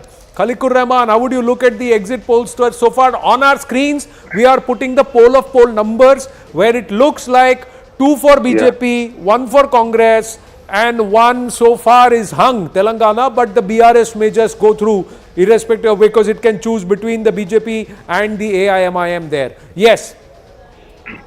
Khalikur Rahman. See, actually, a very good evening to all my co-panelists and good evening to you and to all the viewers. In fact, we have just closed our polling here in Telangana, and booth-wise I can tell you that whatever prediction and the exit poll you are showing, I think on the December 3rd, you will find it totally different, because we are expecting something, somewhere around 90 now, because I am having the definite figures and the trends from almost all the polling booths and from all the constituencies. So depending upon my insights and the intel, what I can tell you that you will have a major shock on December 3rd. And as for even the Greater Hyderabad is concerned, Greater Hyderabad we are going to win more seats than the last election, that is 2018. We will get minimum about 15 to 16 seats from the Greater Hyderabad. And the Northern Telangana is concerned, Northern Telangana we are going to have a clean sweep, because this election actually is fought not just on any other agenda, but on the agenda of the development, what we have provided in this last 9.5 years to the people of Telangana when we took over. Sir, with due respect, sir, with due respect, if you are saying right now polling has finished and you believe you will breach 90, then all the pollsters have got it wrong as far as Telangana is concerned. George Kurian, Congress with its nose ahead in Telangana, but not yet in position to form government. Chhattisgarh is coming back to the Congress, but MP फंस रहा है और राजस्थान तो निकल गया. As per the poll numbers, sir. Well, a very good evening to everyone, to your viewers as well. I have some reservations here. I strongly believe that Madhya Pradesh is one state where the Congress can look forward to. I believe it would surpass the halfway mark on its own. Coming back to Rajasthan, there was a kind of fractionalism with Sachin Pilot and Ashok Gehlot. So that has not played really well, and the selection of candidates from the Congress AICC also delayed. So that didn't look good for the party as well. Coming back to Chhattisgarh, Mr. Baghel has done relatively good work, pro-people work, and so there is a possibility that he could come back to power in Chhattisgarh, but it would be very close fight between the Congress and the Bharatiya Janata Party. Coming back to Telangana, I strongly believe that there is no doubt that Congress has the ground support, and it has come up as far as the support is concerned. But it would be a very close fight, but it would be very difficult to kind of say with confidence that the Congress is coming to power in Telangana, because it is like it's like in Delhi, Congress defeating Aam Aadmi Party. It's the same goes like in Telangana, Congress. So you are also saying that it looks highly unlikely, but right now you are the single largest party as far as the poll numbers are concerned in Telangana. Sardar RP Singh, BJP is getting stronger in Rajasthan. We'll come to the pollster numbers in Rajasthan soon after getting a comment from Sardar RP Singh. But Madhya Pradesh is right on that borderline. 116 is the winning number, and you've got 116. Right now 2 seats. Chhattisgarh आप फिर भी पीछे रह गए sir. Baghel जी आगे निकल गए. 11 सीटों से आगे चल रहे हैं अभी. Anand, I'm also keeping track from my party in Telangana, and as per my party reports goes, we are doing well in Telangana. I mean, your the 7 is not as per, it's not matching my feedback. कुछ भी करेंगे सरकार हमारे बिना नहीं बन सकेगी तेलंगाना में. Be very sure about this. नहीं, पर अगर कांग्रेस सिंगल लार्जेस्ट पार्टी हुई तो आप सरकार बनाएंगे कांग्रेस के साथ? मैंने ये कहा ही नहीं. मैंने कब कहा कि किसके साथ सरकार बनेगी? सरकार हमारे बिना नहीं बनेगी, ये तय है. हमारे बिना सरकार नहीं बनेगी, ये तय है. और मैं अभी आपको अगले 10 मिनट में आपको और एग्जैक्ट सीट पे आपको दे दूंगा फीडबैक. तो एमपी हार रहे हैं, जीत रहे हैं. एमपी हार रहे हैं, जीत रहे हैं. छत्तीसगढ़ हार रहे हैं, जीत रहे हैं. बीजेपी के इंटरनल नंबर्स क्या हैं? एमपी सुनिश्चित, मैं कभी अभी दे रहा हूँ. एमपी सुनिश्चित हम जीत रहे हैं और सरकार बना रहे हैं. राजस्थान में सरकार बना रहे हैं. छत्तीसगढ़ में अभी फीडबैक आपको और 10 मिनट दूंगा, परंतु आपका जो सर्वे है उससे मैचिंग नहीं है, क्योंकि हम लोग टक्कर में हैं. मैं तो ये मानता हूँ छत्तीसगढ़ में टक्कर में है, परंतु एमपी और राजस्थान एक तरफा इलेक्शन है. राजस्थान में तो आपके जो फिगर आएंगे बिल्कुल गलत प्रूव होंगे। कांग्रेस के मेरे हिसाब से 50 से ऊपर सीटें नहीं आ रही, और खास कर I was in Bharatpur and Bharatpur we lost all 19 last time, we are winning hugely in Bharatpur this time, the eastern Rajasthan. तो that categorically shows कि हमारा राजस्थान में एकदम मामला एमपी में 116 का नंबर है आपका, आपके हिसाब से एमपी में कितने आएंगे? मैं जल्दी पूछ रहा हूँ आपसे। एग्जिट पोलस्टर्स कह रहे हैं अभी तक पोल ऑफ पोल्स में कि 116 आपका नंबर है बीजेपी का। सरकार बन रही है लेकिन जस्ट ऐसे पार होके। अभी नंबर मत पूछो, सरकार हम बना रहे हैं सुनिश्चित। ये be sure about this, we are forming the government in Madhya Pradesh. Okay, you're forming government. Rahul Shivshankar has a question. Yeah, this is Rahul here. RP Singh ji, you said that look, come what may, we will form the government, or the government in Telangana cannot be formed without us. So are you saying that you're open to tying up with the BRS? It's too early to say anything. No, I'm not saying anything right now. Let's wait for the outcome. Because you said that without us, we have more surprises. Yeah, please. RP Singh ji, this is Nalin Mehta here. A follow-up to Rahul's question. I know you want to be cagey about this, but if you are going to support a BRS government in case they're short of the halfway mark, that would probably mean that you would be on the same side as OVC's party as well. Because they also have been sort of giving tacit support. Correct. Right now BRS can go along with OVC and they'll be at 58, one short of the halfway number, or 59. That's the winning number out of 119 seats. If they come with the BJP, then they are at 59 and they are just there. But the point is that Telangana में खेल बहुत कुछ होने वाला है. We've just got news coming through from Telangana. Gentlemen, please stay on with us. And this is the news, ladies and gentlemen. Ludicrous on part of the Election Commission to allow exit polls at 5:30. That's what KCR has come out and said. KCR is upset. He's saying, why have you allowed exit polls while people are still voting? Why are you allowing this? Listen. Yeah, gentlemen, before we chat about this, let's listen to what KTR had to say. Exit polls. So don't be swayed by exit polls. The real poll results will come out on December 3rd.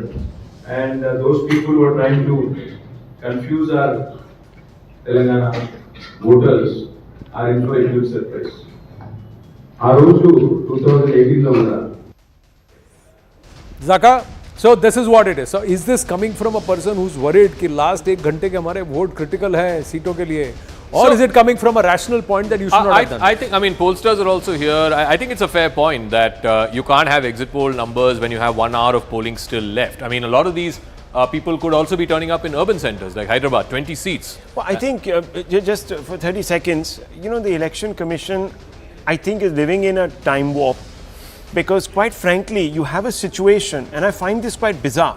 You have a situation where obviously there's a moratorium because there's a phase of election going on, but in another state, people are constantly on that particular day allowed to go ahead.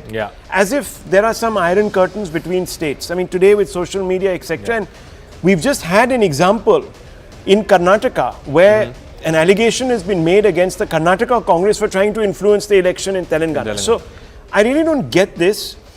And I think that this business of sort of arbitrarily one day getting up and saying, okay, now you can go ahead with exit polls at 5:30 in the evening after sticking to a 6:30 is a bit strange. And gentlemen, let's quickly look at the numbers. Let's look at the numbers again, and now we look at what Rajasthan is saying. Let's move to Rajasthan. Rajasthan, you can see here, the edge of the screen is the poll of poll number of Rajasthan. Out of 119, 115 going to the BJP, 71 to the Congress. Sardar RP Singh says, Congress को 50 भी नहीं मिल रही. हम पहुंच रहे 150 के पास. We are reaching closer to 150. What are the pollsters saying? Let's quickly look at it. Let's look at ETG Rajasthan. I'm getting out of the screen so that I can come here and show you the numbers. आइए पास आइए. Let's come closer and let's look at what ETG Rajasthan is saying. ETG Rajasthan has put out the numbers. And ETG Rajasthan giving the mandate to the BJP. Yes, we've put Rani Sahiba's picture there. Whether she'll be the chief minister, we don't know yet. So the number of ETG at this point is that the BJP gets more than 120 seats. So that's where the numbers are for the ETG. So that's where in Rajasthan it really implodes, doesn't let's it? Stay with the Rajasthan numbers right now if we can, and then we'll talk Rajasthan. But the Congress is not doing too badly. Yeah, this is Telangana. Telangana again a hung horse. Let's stay with Rajasthan. Rajasthan hold, that's not very different from the historical pattern. Because every time when you swing from one BJP to the Congress, these are kind of similar numbers you see every time. Congress goes down to about 40. And that's basically true because largely both parties have a core vote base in Rajasthan. Okay, so ETG has said that at least 125 seats for the BJP there. That's the higher number. Let's look at what the next pollster is saying. The next pollster comes out and says, let's put out the next number. Which number do we have next? Yeah, P-Mark Rajasthan. So P-Mark Rajasthan also comes in. Ooh, this is giving the mandate to the Congress party. P-Mark has given the mandate. It's an outlier. It's an outlier here. 125 seats is the higher number for the Congress party. P-Mark is saying 100 seats is the first past the post and the winning number, but they are saying 125 to Congress. So this is the outlier that is perhaps upping the Congress's numbers overall aggregate. I think Anand, one should also figure out who is this P-Mark. Who is this outlier? Where is the poll conducted? When was the poll conducted? Because if you get an outlier, we should have an interest in that. Sir देखिए उसमें क्या है कि किसी का एक exit poll मेरे पास आया, सर ये नंबर है, हमने सैंपल साइज देखा 83% men, 15% women in a state where women are the highest voters. I said, boss, I'm not trusting this number.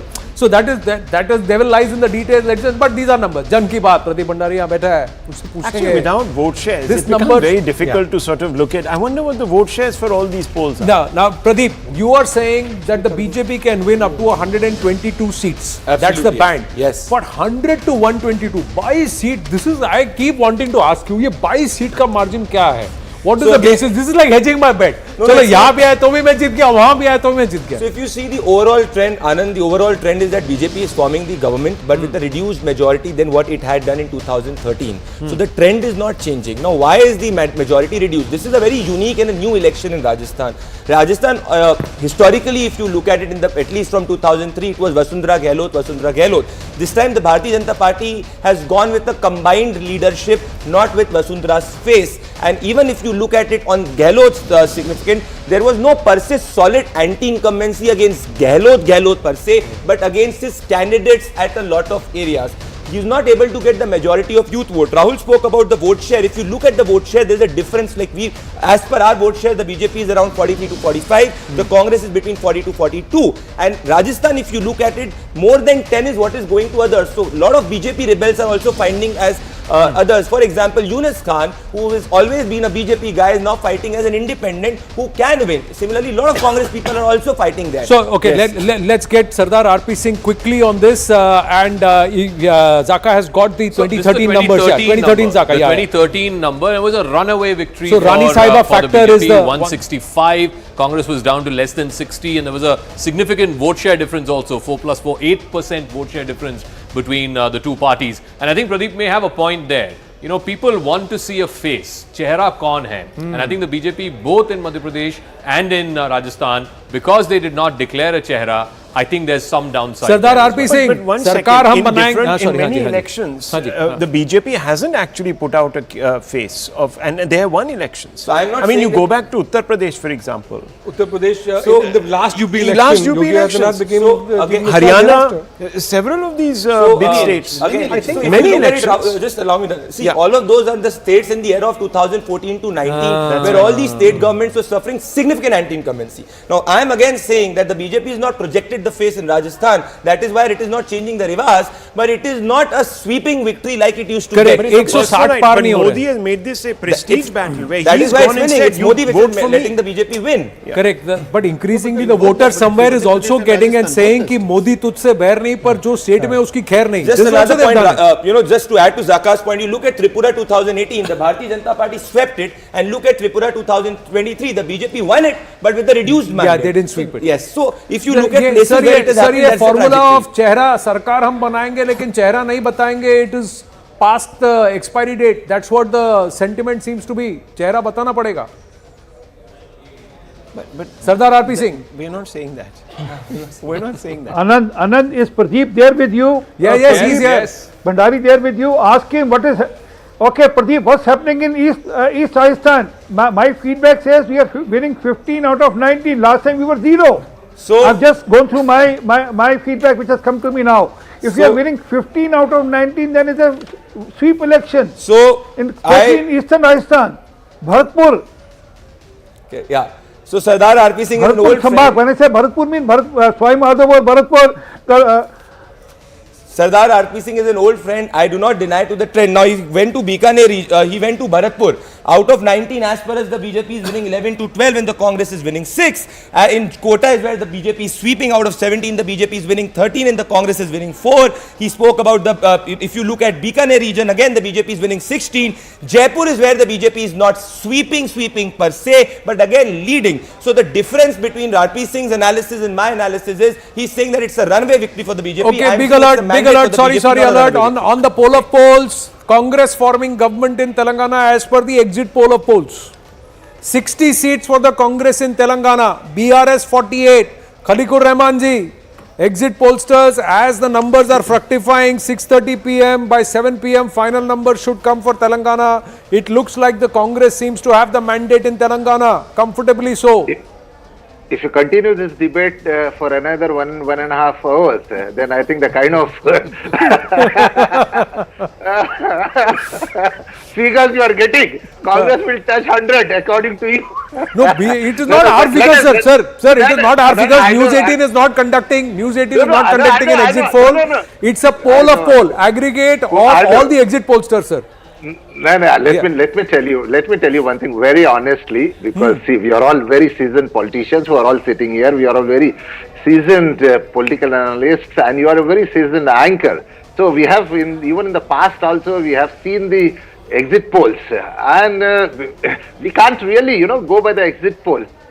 Because there are various factors which are not considered. I'm just going to, sir, give me 1 second. I've got the axis number for Rajasthan. This is very interesting, and the reason I'm writing it down is because this again seems to be a bit of an odd number from what we're seeing elsewhere. Outlier. So for the BJP, they're saying 80 to 100. Okay, this is axis for BJP, 80 to 100. For Congress, 86 to 106. Now, this is something worth talking about, Sanjay ji. I mean, this is supposedly the pollster whose reputation is the best in the market. He is saying, he seems to be the outlier now. He's saying Congress 86 to 106 in Rajasthan and BJP 80 to 100. But if you look at the two numbers, he could be right, because BJP could end up with say 92, then also, and Congress can also end up with 94 seats. No, but no one is saying so far that Congress is ahead in Rajasthan. No other poll is saying. Except for PMark. Yeah. So now there is not only one outlier. We can say that there are two outliers. But I think look at the big picture. The big picture is, it is a close election. It's not going to be a sweeping victory either for the BJP or for the Congress, and that is the point we have been discussing, that it is not turning out to be an election. Let's be very honest, with the manner in which the BJP goes into government formation, this is a loss for the Congress party. If you're going to have a margin of 80 to 100 and 86 to 106, and you do the math on it and you get out a median number, so that's 94 and 92, that is fundamentally a big problem for the Congress party in Rajasthan. No, but that is also bucking the trend of Rajasthan. Rajasthan never traditionally votes like this. When it votes en masse, doesn't it? That's true, but I'm just saying that this suggests that the BJP's got its nose in front. So there is definite anti-incumbency, and the Congress ain't coming back. So I remember 2018 Rajasthan election when we predicted, and at that time everyone was saying sweeping Congress, and we said Congress will get less than 100 and got 99. 90. See, with the BJP, why do I say it will not be neck and neck but a victory for the BJP more than 100? Because Rajasthan definitely votes on caste.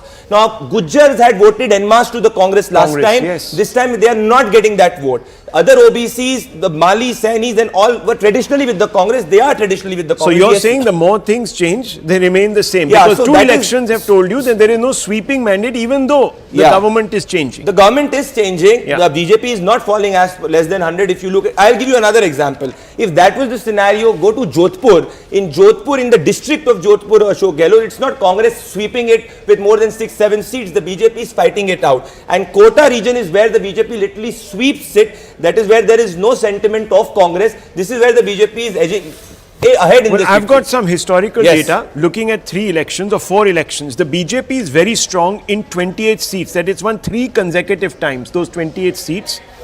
The Congress, the BJP is strong with 77. That means it's won 2 out of 3 since 2008. And look at this number. The Congress is very strong in only 5. Yeah. So it has only won 5 seats 3 times consecutively. And it is weak in 53 seats, which is it's never won 53 seats. But that's the story for BJP and Congress even in Madhya Pradesh. Madhya Pradesh. That's precisely what I'm saying. If you look at the last 3 assembly elections in Madhya Pradesh, there are almost 67 seats which BJP has won for the last 2 elections. So that's what I'm saying, and, sir. And for the same numbers for the Congress is 17 or 18 seats. No, Which he's tells got something you- interesting. 2018, Which tells you that there is no incumbency you're advantage saying that at all for the Congress party. Is the vote share difference just 1% in Rajasthan also? No, this is from 2018, so we don't know. We don't know the vote share. Vote share has No, not I'm been just given. saying historically, is that vote share swing that happens with Rajasthan is also only 1%? Generally, it's in the 1 to 2% range, 1 to unless of course 2%. it's a wave election like we saw in 2013, where BJP got 160 plus. So where 1 there is to a significant 2% vote share. Now, Sardar RP Singh, आप क्या कहेंगे? George Kurian, Congress in the mix again in Rajasthan. As far as 2 pollsters. Well, as far as Rajasthan is concerned, Now, I believe. Anand, George Kurian and then RP Singh. Yeah, George Kurian. Well, Anand, as far as Rajasthan is concerned, I strongly believe that the Congress party could have done it the right way, because there were many mistakes that the AICC has committed here, because candidature selection, be it the factionalism between Sachin Pilot and Ashok Gehlot. So all these factors have played not in favor of the Congress party. So, and strongly believe, so these are the reasons for the Congress party, because otherwise the policies or the governance was pro people, and there is no reason for Congress party to come back. But because of the Congress party putting up its candidates till the last moment, and the factionalism between Ashok Gehlot and Sachin Pilot has also not played well for the Congress party. Right. Sardar RP Singh, as far as Telangana is concerned, you are moving from 1 to 5, not a significant up. Congress is at 60, bottom of the screen, poll of poll numbers for Telangana, Congress in position to form government in Telangana. As far as these exit poll aggregates are concerned, poll of poll numbers are concerned, ladies and gentlemen, does this reflect on the day of the result? We'll have to wait and watch. Chhattisgarh Congress forming government as of now at 49 seats, nearly 50. So as far as the poll of poll numbers, Congress back in power. So they hold sway. In Rajasthan and in BJP and in Madhya Pradesh, the BJP has the numbers. BJP has its nose ahead in both the states. Rajasthan, they are comfortable. In Madhya Pradesh, just so. Sardar RP Singh, the PMark numbers and the access numbers, would you agree, disagree with those numbers, which give the mandate to the Congress party in Rajasthan? again, Anand, I don't have the data for the complete state which has come from my party. I was in Bharatpur belt and we lost 19, and as per my figure goes, which is coming to me, we are winning 15 out of those 19 this time, although there was a rebel in one of those seats, but rebel in two of those seats, but even then we are winning 15. So my input and my data says that we are doing a swing. But as far Madhya Pradesh goes, I need to do a little check on this. There were 72 seats where there was more than 80% vote percentage of women. 80% women voted. I mean, that's an indicator that which side Madhya Pradesh is swinging. Just have it checked. I was going through the data which is coming to me. 72 seats, 80% women voted. They came and voted, which shows that yes, the schemes which there has been announced by the Shivraj Singh Chauhan are doing their dent and making their dent. Those 80% of women make 50% of the votes. So that we have to wait and say, yes, if the women have voted, and we don't even know if all women have come out and voted in large numbers only for Shivraj Singh Chauhan. That's what the BJP is hoping and praying for. But the Congress is also feeling that they've also made significant promises. Kamal Nath ji has come and they have also come. So we have to wait and watch. We are looking by what the pollsters have done. Important point would be to understand what's the sample breakup as far as gender is concerned, because gender comes into play more than caste or anything, ladies and gentlemen. And if the gender is skewed towards one particular gender, the results could be affected. Let's try and we'll call for the multi-poll of polls state-wise. We'll go one state at a time. The moment they are ready, we will go to them one state at a time the moment they are ready, multi-state of state poll of polls. As of now, these are the numbers and this is how they stand. MP, 116 out of 230. That's the poll of poll number in favor of the BJP. BJP forming government as of now in MP as per the poll of poll numbers on the day of the exit polls. Rajasthan, again, BJP comfortably ahead. So 2 for Rajasthan out of the 4 states that we're talking about. Mizoram, again, there will be a change in government, but it's the regional parties that will come into play. Telangana, once again, it is a shift there in the bag of the Congress party. Chhattisgarh, Congress retains. So 2-2 out of these 4 key states. Is this possible on result day live? Nalin Mehta. I think this is possible. Look, I think Telangana is still up for grabs because, look, there are 2 ways of looking at Telangana, right? One is that everybody is hedging their bets. ये are या पार होगा या तो 50 seat होंगी या 70 seat होंगी, right? That's one way of looking at Telangana. That every pollster is kind of hedging their bet and so on. Telangana, I think, is too close to call at the moment.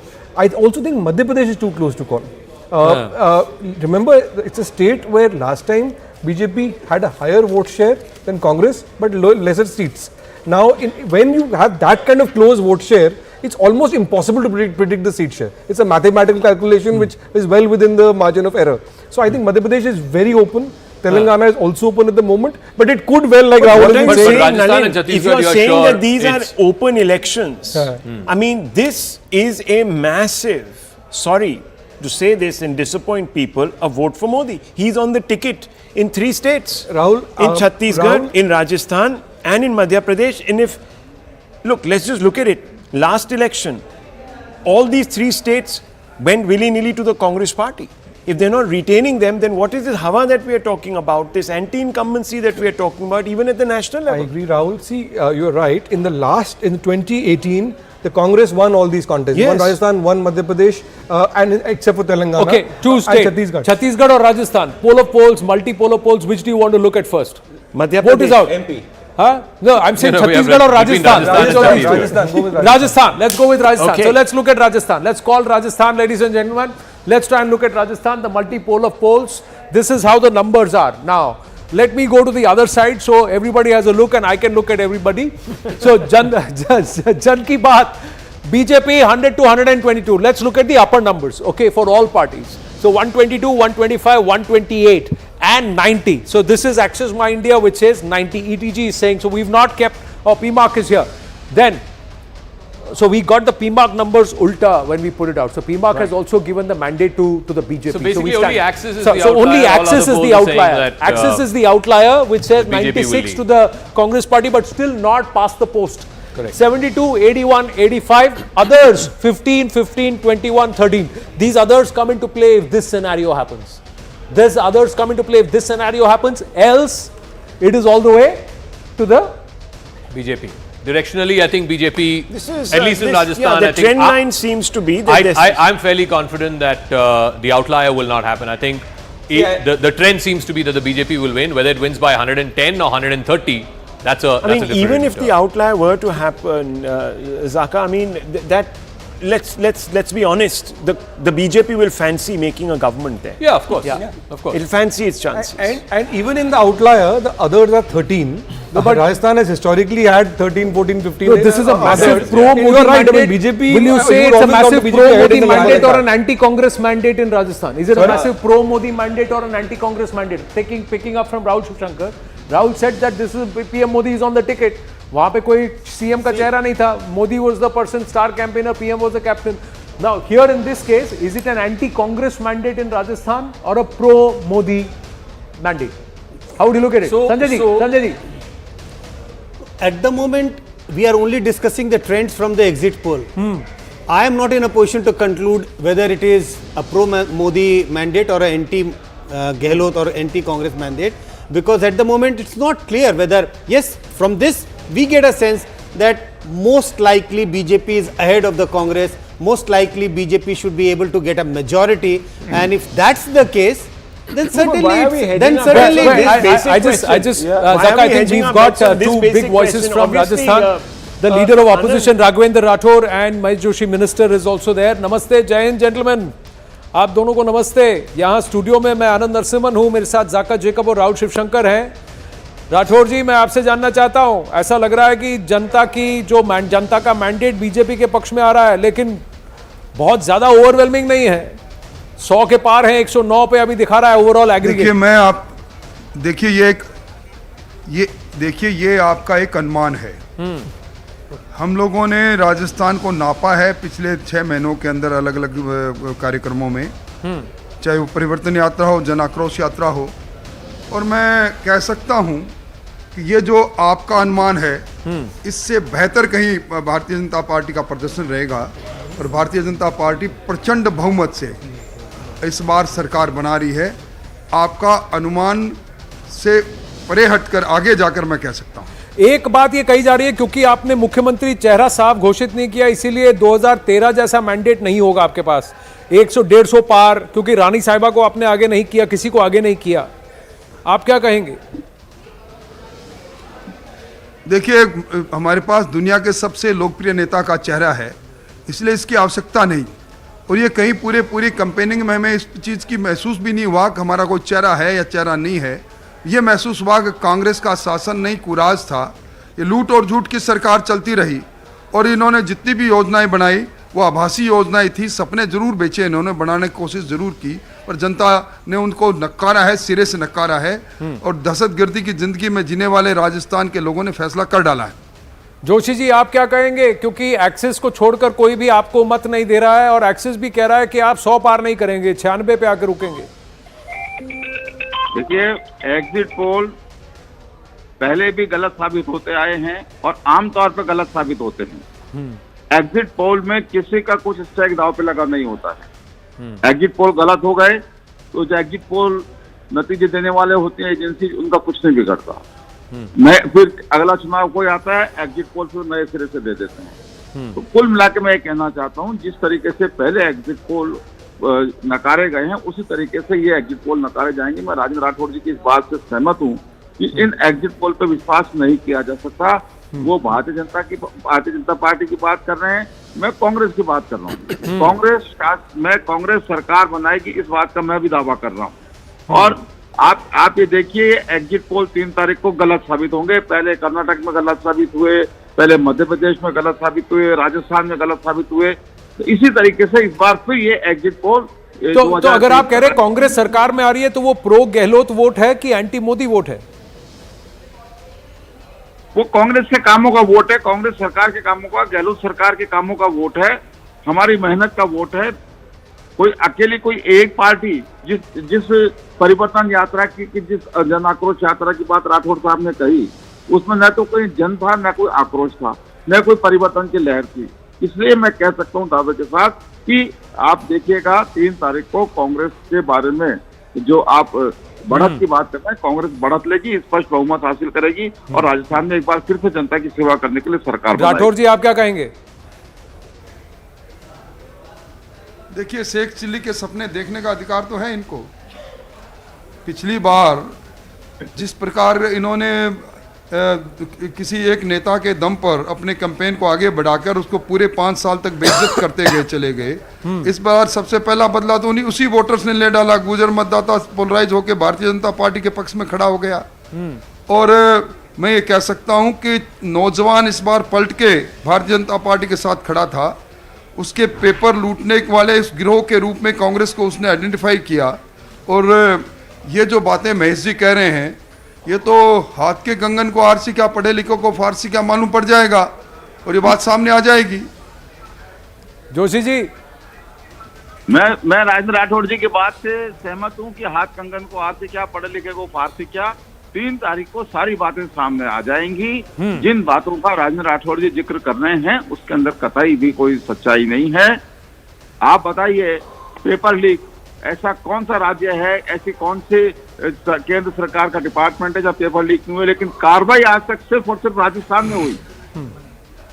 इसके अलावा कभी कोई कार्रवाई किसी भी राज्य में नहीं हुई, केंद्र सरकार ने कार्रवाई नहीं करी।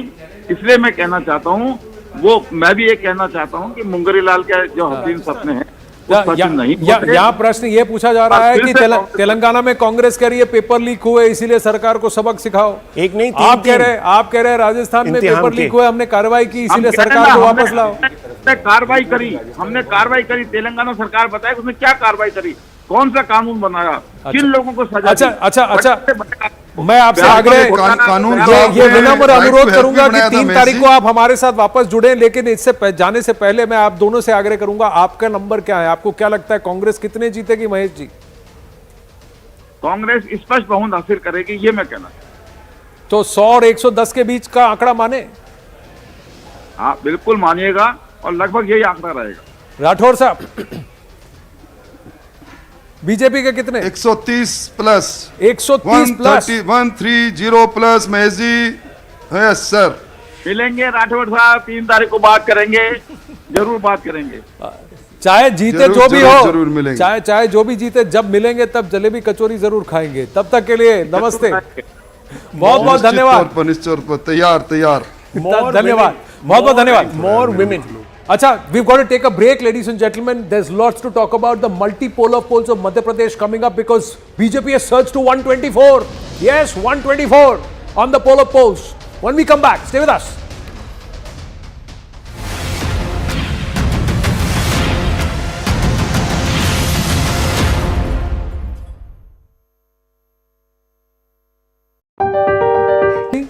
Concord disagree that this could happen on ground, that there is anti-incumbency but the BJP stands to gain but not enough to beat the Congress party in Chhattisgarh? I think generally there is an agreement. I would agree that yes, BJP is gaining compared to 2018 assembly election.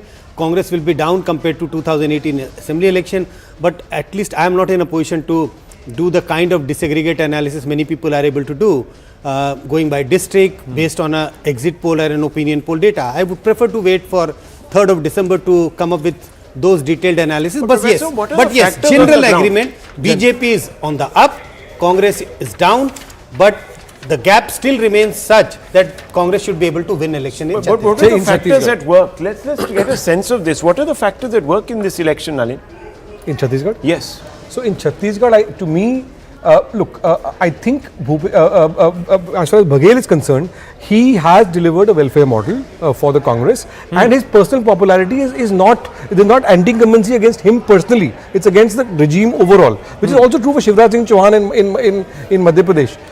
Sorry, quick flash update. Ladies and gentlemen, are you watching the screens, the edges, the bottom? Because more pollsters are coming in, more numbers are coming in. I said there could be a change, there will be a revision in Telangana, and that revision is reflecting on the screen. The mega poll of polls, right now the poll of poll numbers on your screen, ladies and gentlemen. The Congress is slipping, the BRS is gaining, it's gotten into the 50s, it's 52, just 8 short of that magic number of 60 to win as far as the exit poll numbers are concerned. AIMIM becoming 1 more seat, BJP slipping 3 seats, lot is changing even in the exit poll scenarios, overall aggregate of the pollsters. Anand, Telangana numbers will change. Make on Telangana. The more the BJP goes up, problems for the Congress. More it comes down, you see the BRS. No, it's actually, correct. So that's what we need to keep looking at. Correct. So now they are neck and neck. Congress and the BRS are neck and neck. BJP goes down, then the BRS continues to increase, and Congress also is a steady not very But convinced BJP goes up, Congress goes down. Pradeep, you did a post poll there in Telangana. Yes. Was it an easy or difficult state to predict, because there are multiple players? So if you look at our numbers in Telangana, the Jan Ki Baat poll, overall there is a sentiment of change in Telangana, but the BRS is able to hold a lot of cadre vote in North Telangana. So if you look at it, if you divide again Telangana, the districts of Warangal and neighboring districts, that is where the Congress party is literally sweeping it. Congress is getting the majority youth vote in Telangana, and the BRS is able to hold the vote of voters beyond 55 to 60 years of age. So I'll give you an example. Even constituencies of, say, Sirsila, which is the KTR constituency, which was won with more than 1 lakh of margin, you see a decrease in margin even in that seat when we polled, which is there. So overall, but 1 lakh margin is a huge margin. It is not losing for sure. 1 lakh is a huge margin to bridge it. Yes, but it is contesting from 2 seats now. Gajwel, which is in Sirsila, and from Kamaredi. The margin of loss and victory is less than 5,000. And let me hear just another 10 seconds. If you go 1 kilometer away from Sirsila, that is a constituency which is Vimlugara. In that constituency, in a tripolar contest, again the Congress party leads. So there is overall a sentiment of change. The BRS is able to hold areas where its cadre is very strong. Right. So I will not be surprised. Pradeep, if you are giving the BJP between 7 and 13, I don't think the Congress is going to get the number that you're sort of Rahul, predicting. again, how does this work? So again, a basic difference, if you look at if there is anti-incumbency, it would go to the Congress. Why would it his go to the argument BJP? is that the Congress vote will come at the cost of the BJP. BJP's vote will come at the cost of Congress. No. His argument is not that. If you look at No, the I'm saying numbers, your argument. the BRS Your is argument. between- I'm saying your argument. Yeah, because if there is anti-incumbency, a voter will vote for a party that will actually affect change. Not but I think third one of the parties points that that the Pradeep BJP made, I think, is a which valid doesn't really one. have a Just point. one second. This is Yeah. Hyderabad. This is about 20 seats, 19, Yes. 20 seats. Yeah. But you look at north of Hyderabad and south of Hyderabad. Yes. You know, these are constituencies where in the Lok Sabha, the BJP got 4 MPs from north of Hyderabad. You know, Nizamabad, Adilabad, Asifabad, that place where polarization can work. Whereas in assembly, because the BJP is not that big a player, those votes go to the BRS. Again, in south, the problem for the Congress is they are only valid or they're only strong in the eastern part of the state, Warangal, Nalgonda, that belt. They need to start making inroads in other rural parts. Let's say the north, as Pradeep was saying, the north is KCR's stronghold. That's what I'm but saying, what about Zaka. the south? But you're absolutely right, because if the voters are looking for change, why would they want to waste their vote? I'm not being in any way prejudicial to the BJP. I'm sure it's run a strong campaign, but chances are that the voters would go to the move en Congress. masse to the Congress because the Congress has been in power there in the past, and that's the alternative to the BRS. Yeah. It's a very valid question. Sorry, I'm not. No, I'm you're just being a little Let me answer pedantic. it. There is an anti-BRS sentiment in the state. So there are BJP is fighting on very selected seats. So ultimately, the anti-BRS vote chooses the best alternative. Yeah. So if you look at certain seats like say Nirmal, the Congress does not exist. So you look at the election as absolutely applying your logic. That is what is happening on the ground. That there is a pro-BRS vote and there is an anti-BRS vote. Now there are selected seats, Anand, which are between the range of say 15, 16, where the BJP is in serious contention. So the Congress is not in serious contention. So if you subtract 119 from 15, that is where the Congress is literally contesting. So the BJP is fighting on those only 15 seats where it is converting 40% of it. So it's not cutting into the Congress vote. There the alternative for the anti-BRS is BJP, which is this very, very selected. So you're seat. saying particular seats where there is no Congress, the alternative to BRS is BJP. Yeah. Wherever the Congress is available, the Congress will pull the anti-BRS vote. Absolutely. But right now, currently on your screen, ladies and gentlemen, at the edge of the screen, just quickly saying that 52 plus 7, if the BJP backs the BRS, they are at the halfway number there, 59 in Telangana. Right now, Madhya Pradesh and Rajasthan going to the BJP. Chhattisgarh clearly back with Bhupesh Baghel, inching towards the 50 number. George Kurian, Khalikur Rahman and Sardar RP Singh with us. Namaste, Jai Hind, gentlemen. Khalikur Rahman, how would you look at the exit polls so far? On our screens, we are putting the poll numbers where it looks like 2 for BJP, 1 for Congress, and 1 so far is hung, Telangana, but the BRS may just go through irrespective of, because it can choose between the BJP and the AIMIM there. Yes. Khalikur Rahman. See, actually, very good.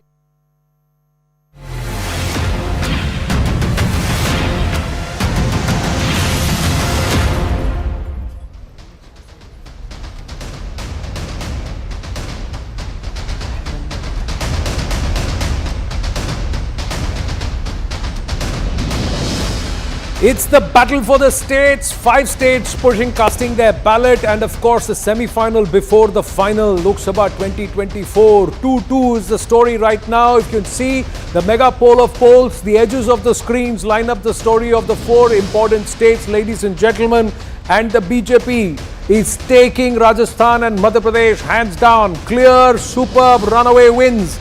Solid comeback in Chhattisgarh for Bhupesh Baghel-led Congress there, and of course, what a performance by the Congress party as per the exit pollsters in Telangana. We'll talk about all the stories right now. Let's focus our attention here on Rajasthan. Quickly bringing you up to speed on the multi-poll polls and the poll number of 109. How did we get to that number? Nistula Hebar with us in the studio. Zaka Jacob, Rahul Shivshankar and Nalin Mehta. Stay on. Let's look at it. Jan Ki Baat giving the mandate to the BJP 122, 125, 128 and 100. This is Axis My India. And then these numbers have been revised now. So the numbers have been revised now. Congress 85, 81, 72 and the upper end is 106. If you look at it overall, the Axis My India, the only one which says the Congress will be past 100. Is this going to stay? Is this going to happen? We'll have to wait and watch. We just have Balaknath ji, the MP from Alwar. Balaknath ji, namaste. Exit polls कह रहे हैं कि BJP को 100 से ज्यादा सीटें मिल रही हैं. राजस्थान में आपका क्या? मिलेंगी और लगभग 125 ज्यादा जनता पार्टी को मिलेगी और ये और राजस्थान की जनता ने भाव से भारतीय जनता पार्टी को मतदान किया है और राजस्थान की जनता आतुर है भारतीय जनता पार्टी को सत्ता देने के लिए, अपने आगे के विकास की यात्रा को ले जाने के लिए और राजस्थान की जनता को रक्षा, सुरक्षा और बेहतर प्रशासनिक व्यवस्थाएं देने के लिए। पर बालकनाथ जी, क्या आप कहेंगे कि जो एक 2013 में जिस तरह की विक्ट्री हुई थी, 165 सीटें मिली थी अगर मुझे ठीक से याद है, और 109 इस बार, जबकि आप कह रहे हैं कि मैसिव एंटी इनकम्बेंसी है, गहलोत सरकार के खिलाफ बहुत ज़्यादा ज़मीन पर प्रॉब्लम्स हैं, उनको लोगों में एक रुझान है बीजेपी की ओर, और फिर 109 सीटों का आंकड़ा, ये आप मानते हैं कि ये ठीक है? ये आपका आकलन है, हमारा आकलन 125 प्लस का है।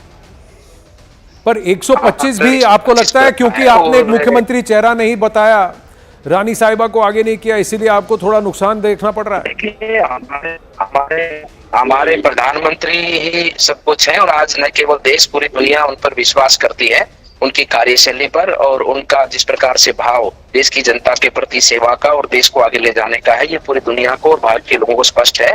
उनकी नीति, उनकी रीति और उनके उद्देश्य पर पूरी जनता आज उनके साथ में है और उनके ऊपर विश्वास करके, क्योंकि नेतृत्व माने प्रधानमंत्री जी का है और उन्हीं के मार्गदर्शन में भारतीय जनता पार्टी की प्रत्येक प्रदेश की सरकारें हो या भारतीय जनता पार्टी के MLA हैं, सांसद हैं, हर कार्यकर्ता उनके दिशा निर्देश पर चलता है और कोई संदेह की कोई दिक्कत वाली आप ये बात कह रहे हैं कि एक प्रो मोदी मैंडेट होगा। बालकनाथ जी, बहुत बहुत धन्यवाद। आपके साथ नेटवर्क ठीक नहीं है, जैसी ठीक होता है फिर से जुड़ने की कोशिश करेंगे। Thank you very much. Jaka, we seem to have For me, the most interesting is the battle for Telangana. I don't think we're in a position to call Telangana yet. None of the exit pollsters are giving a directional trend, but some say that the Congress seems to have an edge. This is the vote share as it stands. Jan Ki Baat saying Congress 39%, BRS 38%. P Mark saying Congress 43%, BRS 39%. PSG, it's the other way around.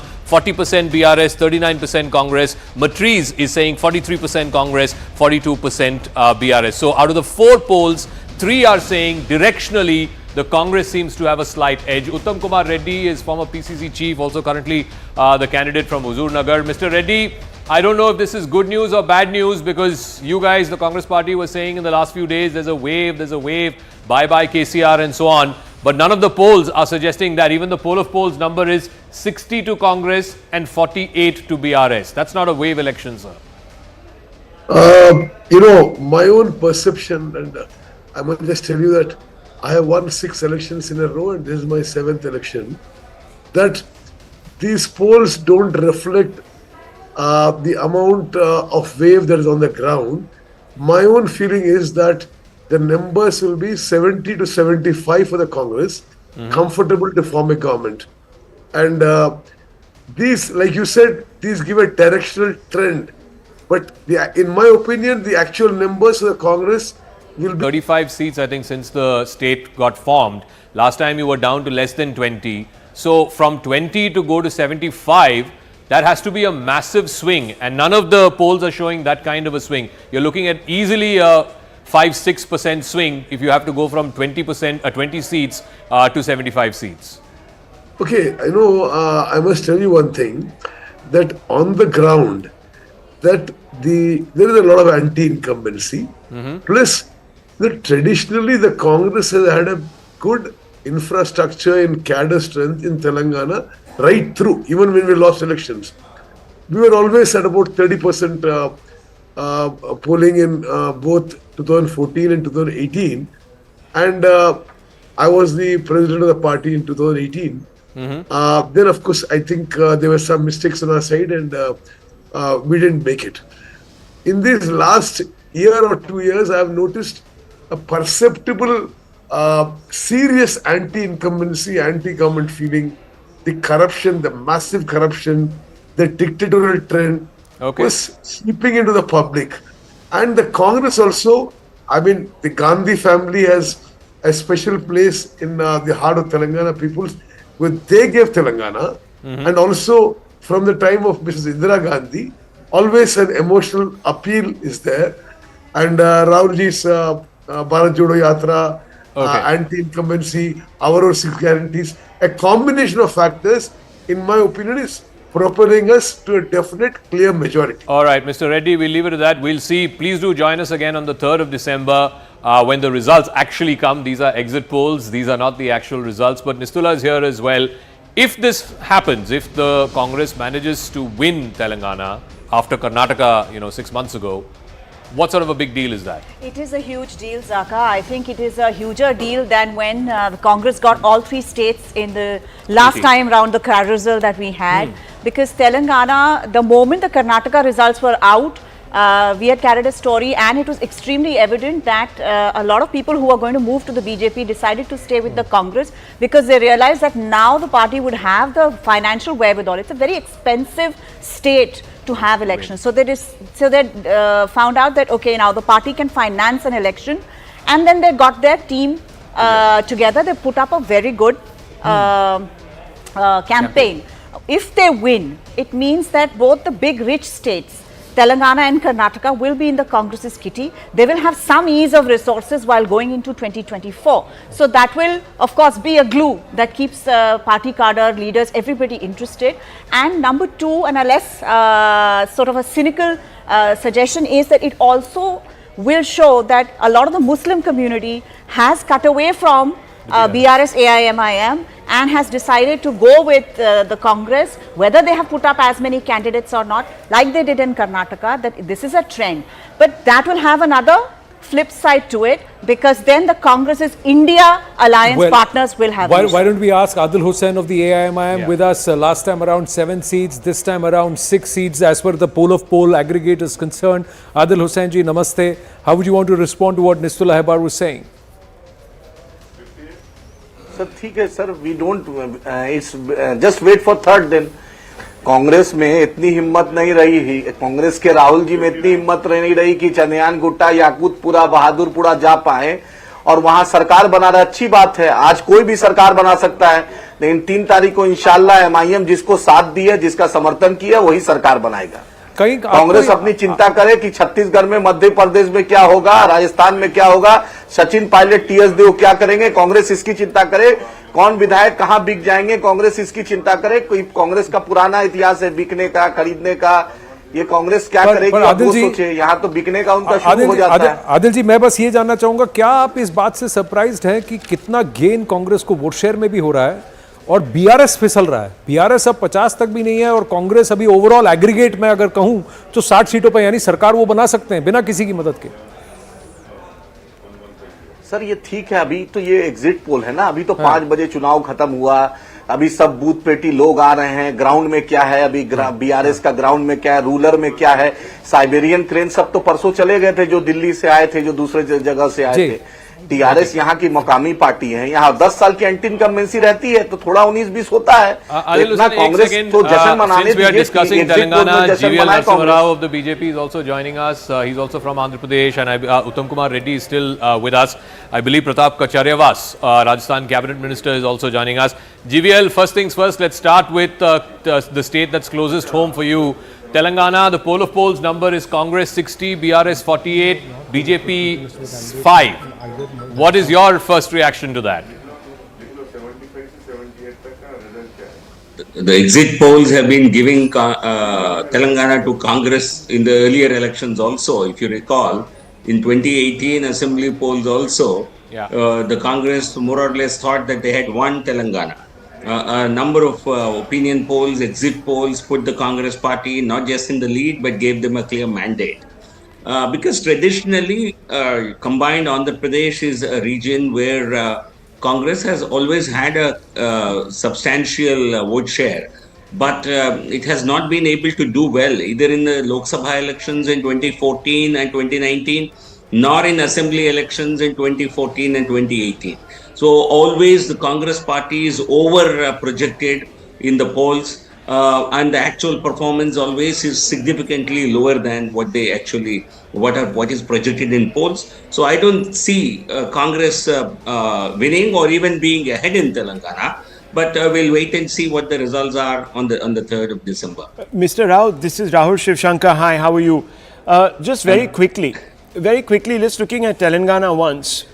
and looking at the details, do you believe that the Congress party somewhere, perhaps, I don't know, because they seem to have, at least as far as these trends are concerned, they look as if they're going to come back.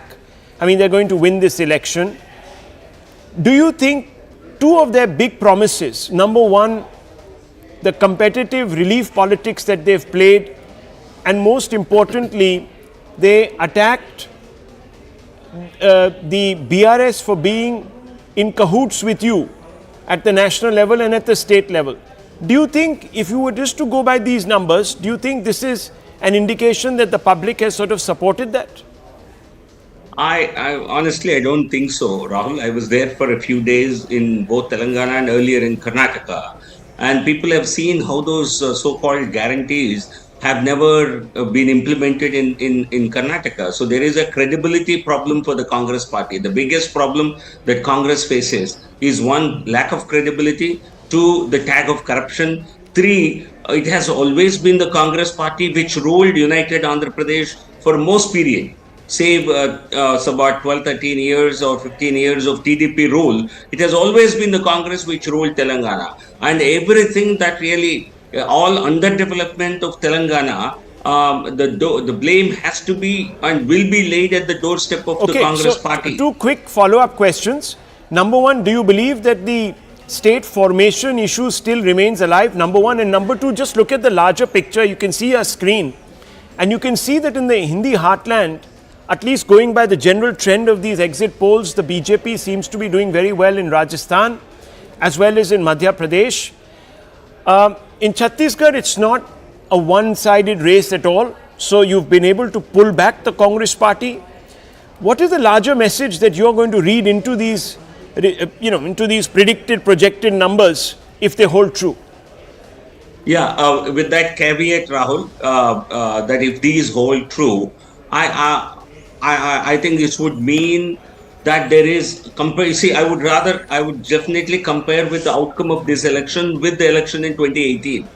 In 2018, with a very negative result in 3 states, we still managed to better our tally in 2019 Lok Sabha polls. And if these numbers that you are projecting to be true, it would only mean the BJP in 24 will come back with still a bigger number, which is already our assessment. Chaudhary is also there with us of the Congress. GVR Narasimha Rao says if these numbers hold for the Hindi heartland, you've got a big problem. Rahul, I don't know because I am not a cephalogist or the predictor or an astrologer, but whatever the ground reports from Telangana show, it's going to be a repeat of the Punjab elections, where in the Punjab there was a very big demand for a change in the Punjab elections, and around 1 crore voters voted for the Aam Aadmi Party. They did not reject the Congress, but they voted wholesomely for a change. In Telangana also the same issue is here. They are voting for a change. Now here comes a very interesting factor out here. BJP tried at its best by bringing in Himanta Biswa Sharma, Yogi, Narendra Modi ji, Amit Shah, all went to Telangana and tried to polarize the elections to its hill. But they failed miserably. You see in your numbers only some 3-4 seats. Okay, but just skirting the question asked. Anyhow, let me bring in Anand, because Anand, if I'm not mistaken, the Punjab exit polls showed the AAP was sweeping. I don't think there was any doubt about that. There was no doubt. See, in this case, I'll tell you, one of the key parts is the last time around, Rajasthan, Madhya Pradesh, Chhattisgarh all went the Congress's way. Yes. And despite that, the mandate in 2019 was totally different. Everybody rode off the BJP last time. This time around, if the BJP is coming back in Rajasthan, is coming back in Madhya Pradesh and is making inroads in Chhattisgarh, that also translates. See, look at the seats that the poll of polls is predicting for the BJP in Chhattisgarh. 38. They never were there anywhere, somewhere close. Yeah, Congress is retaining 50, that's important. Let's shift focus and look at Madhya Pradesh. This is a huge mandate. If this number stays, ladies and gentlemen, on your screens, the edge of your screens, what you're seeing is 125 seats for the BJP. What are the multi-poll polls? Why is this number happening? Let's try and understand that. Let's try and get a look at these numbers as we come in closer to the multi-poll polls. We got to get closer and we would see who is calling what number.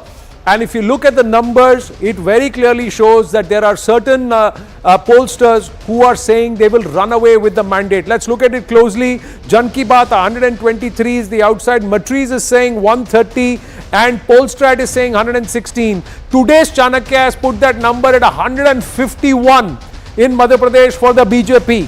That's a runaway sweep. There are two pollsters who are saying the Congress has the edge with 125 and 121. That's Jan Ki Baat and Polstrat. But look at today's Chanakya, that's clearly taken that outlier. This is the outlier as far as Madhya Pradesh is concerned. But if you look at the trend, Matriz is also saying that if the BJP is taking it, they are taking it comfortably with 130 seats. Zaka and then Nistula, Nalin, please weigh in on it along with Rahul. Yes. I think Madhya Pradesh is going to be a tough one to predict because today's Chanakya, like you said, it's a massive sort of lead that they have given to the BJP, 151. Whereas Jan Ki Baat is giving a slight edge to the Congress, just 2 seats, 125. Madhya Pradesh today's Chanakya number 151 to 102, 102 to 125. But again, I think the critical thing is Madhya Pradesh. I think there's something wrong with the maths is not adding up. Look, 151, 230 seats, so it can't be 102. It can't be 250 seats There's because something wrong. wrong. Congress cannot get because there are 230 seats, so that 102, 125 is wrong. We'll correct that. We'll correct that. The today's Chanakya number, please check the today's Chanakya number. Yeah. We're going to check that. But otherwise, like you said, one poll is giving the edge to the BJP and two are giving a slight edge to the Congress. Again, I think Madhya Pradesh is still up in the air. I don't think we're in a position to at least directionally say that it's going to one party. You want to weigh in, Nisna? Yeah, well, I went twice. One was late July, August, when this Ladli Behna scheme was being launched.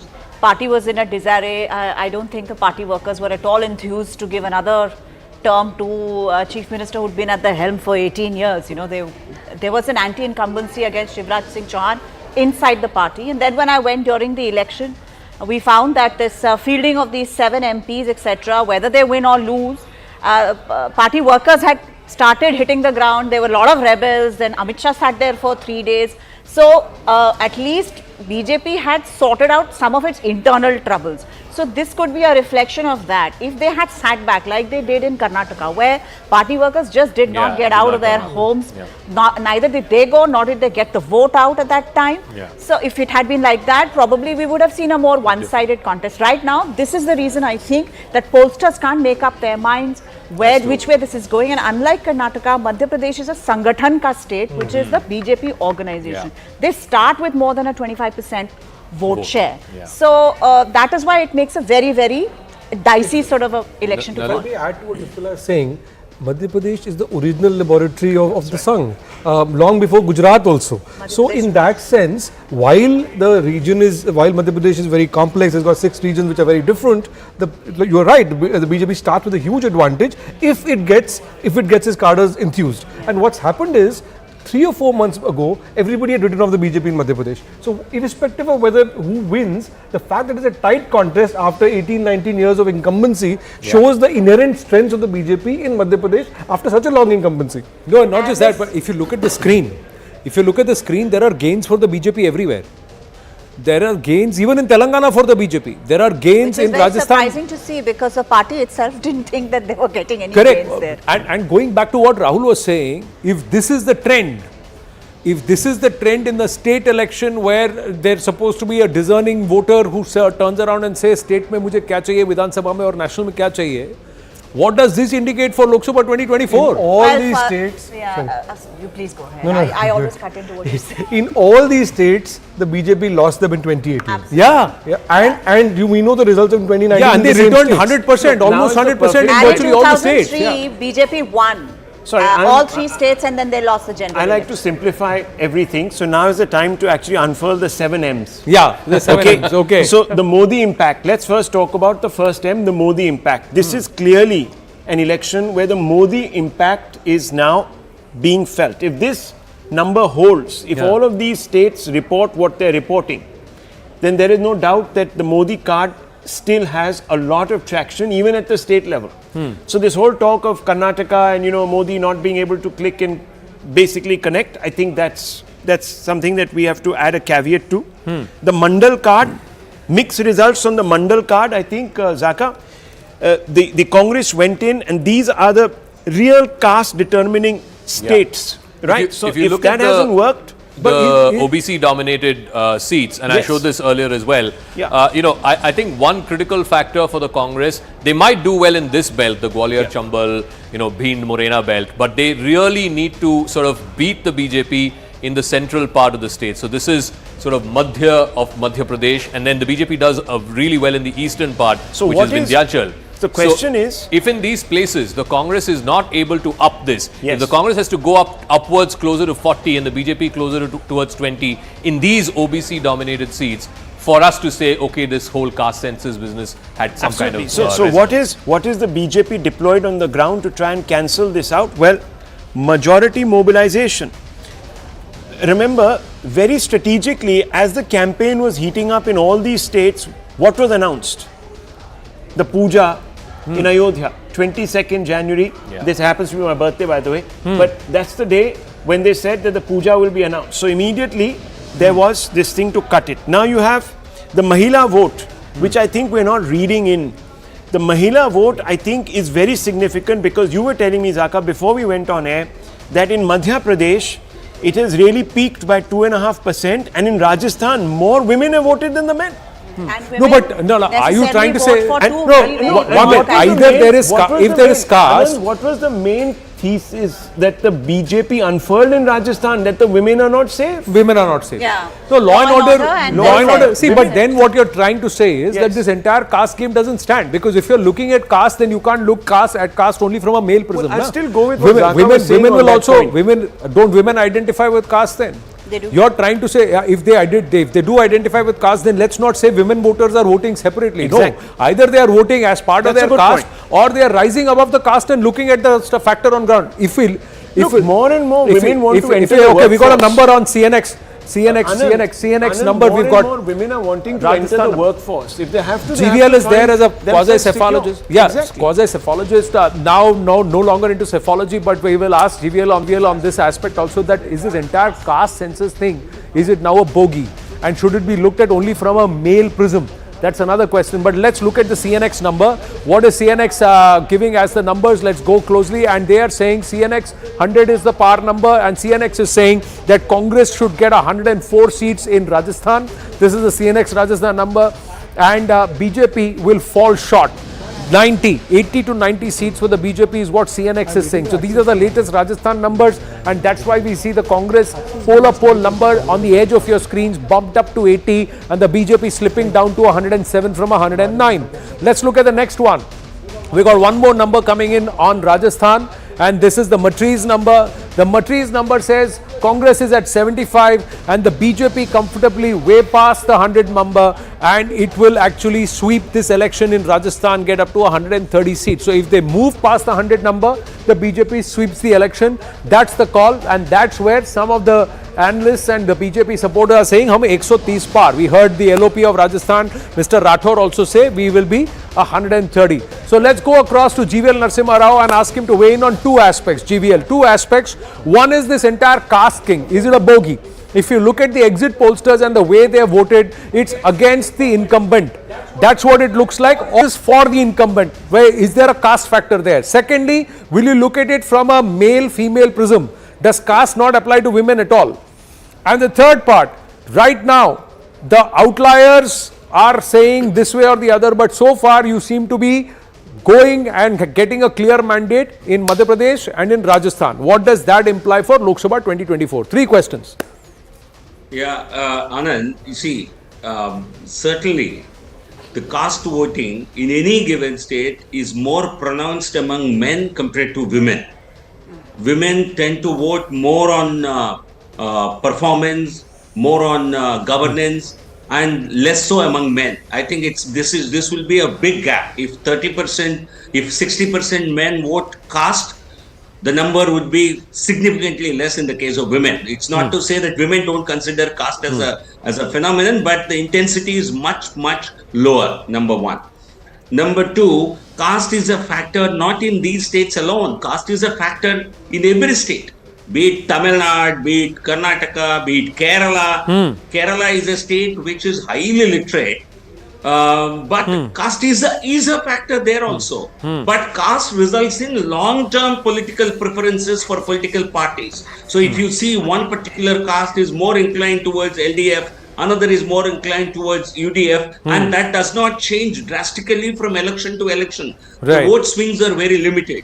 Whereas in some states, they will vote based on the caste of a candidate. I will put Rajasthan, Madhya Pradesh somewhere in the middle. Okay. They are not heavily voting on the basis of caste, and certainly performance, governance are important factors in these states. Right. Right. And as We've got- regards impact on the Lok Sabha elections, Yeah, well, I'll you'll come to see- that. Just hold your thought, sir. I've got Arun Sao of BJP MP from Chhattisgarh is also right now at this with us. Arun ji, namaste. Chhattisgarh में बाघेल जी वापस आ रहे हैं, लग रहा है कांग्रेस आ रही है वापस. बीजेपी को थोड़ा गेन मिला है, लेकिन बीजेपी पीछे है बहुत. बिल्कुल नहीं, बिल्कुल नहीं, बिल्कुल नहीं. छत्तीसगढ़ के गांव गांव गली गली में नारा गूंजा है और नहीं सहिबो बदल के रहिबो. छत्तीसगढ़ में भाजपा आवा थे, ये नारा पूरे छत्तीसगढ़ में गूंजा है. और देखिएगा जब 3 दिसंबर को मतगणना होगी तो आप पाएंगे कि छत्तीसगढ़ में कमल खिल रहा है. भारतीय जनता पार्टी की सरकार बनने वाली है. तो आपके हिसाब पूरे से आत्मविश्वास के साथ आपके इस हिसाब बात से को कह सकता 45 हूं. का हाफवे मार्क है, तो भाजपा उसको पार कर पाएगी? कितनी सीटें आप भाजपा को दे रहे हैं? आपका आकलन क्या है? निश्चित रूप से पूर्ण बहुमत भारतीय जनता पार्टी को मिलेगा, क्योंकि हमने नरेंद्र मोदी की गारंटी जनता के सामने प्रस्तुत किया है. हमारे केंद्रीय नेताओं के लगातार प्रवास हुए हैं. वहीं दूसरी ओर राज्य की कांग्रेस सरकार ने हर वर्ग को ठगने का काम किया, धोखा देने का काम किया. एक भी वादा 2018 में जनता से जो वायदे कांग्रेस पार्टी ये सब तो ने आप किए थे, चुनाव में उसका जाकर एक भी जनता को वादा कह पूरा रहे नहीं हैं. हुआ. अरुण जी, मैं आपको टोक रहा हूं क्योंकि किसी भी एग्जिट पोलस्टर ने छत्तीसगढ़ में बीजेपी को बहुमत नहीं दिया है. सारे आंकड़े हमारे सामने हैं, किसी ने भी नहीं दिया है. तो आप कैसे कह रहे हैं? कल तक आप लोग ये कहा करते थे कि मुकाबले में नहीं है छत्तीसगढ़ में भारतीय जनता पार्टी, बहुत दूर है कांग्रेस से. लेकिन आज जब एग्जिट पोल आया है, आपने नजदीक की फाइट दिखाई है, तो ये बताता है कि कहीं ना कहीं भारतीय जनता पार्टी फाइट में है.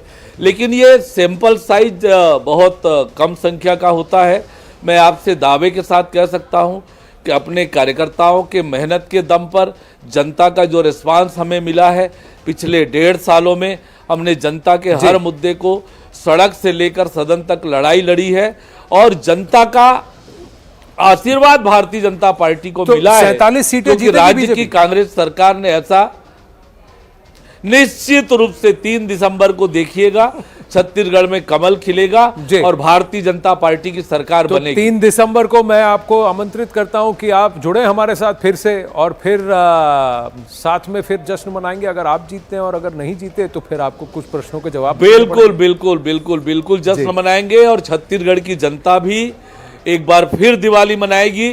राज्य की अन्यायी, अत्याचारी, भ्रष्टाचारी कांग्रेस की सरकार से छुटकारा मिलेगा 3 दिसंबर को. और छत्तीसगढ़ की जनता एक बार फिर दिवाली बनाएगी. जी, बहुत बहुत धन्यवाद Arun Sahu ji. Thank you very much. Now bringing the conversation back to this whole mandate conversation.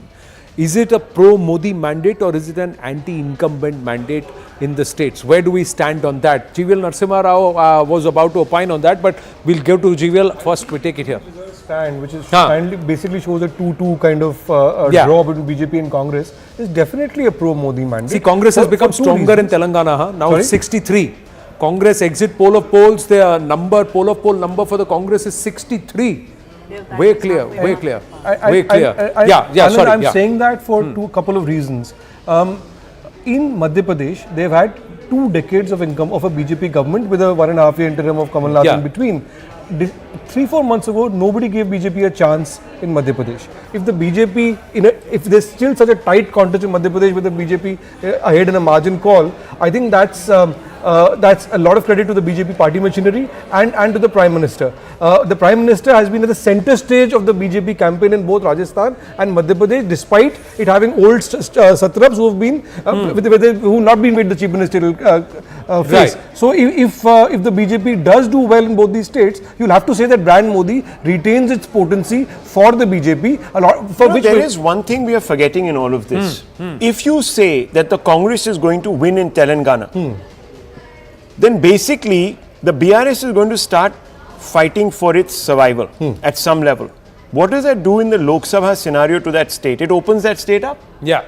Those seats then are open season. Yeah, they're ripe for the BJP and for the Congress and Well, the other parties. it changes that there things nationally. There will be a shift. We've got numbers. We've got numbers from Telangana for and these are Chanakya numbers. Let's look at the Chanakya numbers as ये पास आइए तो आपको number दिखा दें. So it's a multi-party contest and a multifaceted contest. Telangana numbers, everybody would be keen to make inroads. Somewhere one gets the sense that the AIM is not gaining ground, it's actually losing ground. So let's quickly look at the numbers. 7 for the BJP, 1 others. AIMIM actually may not win much. And today's Chanakya is very clearly saying at this point that the mandate is going to the Congress party handsomely. 71 seats. That's a runaway win. That's a rout of the BRS, and that's the end of the third front. That's the end of the third front.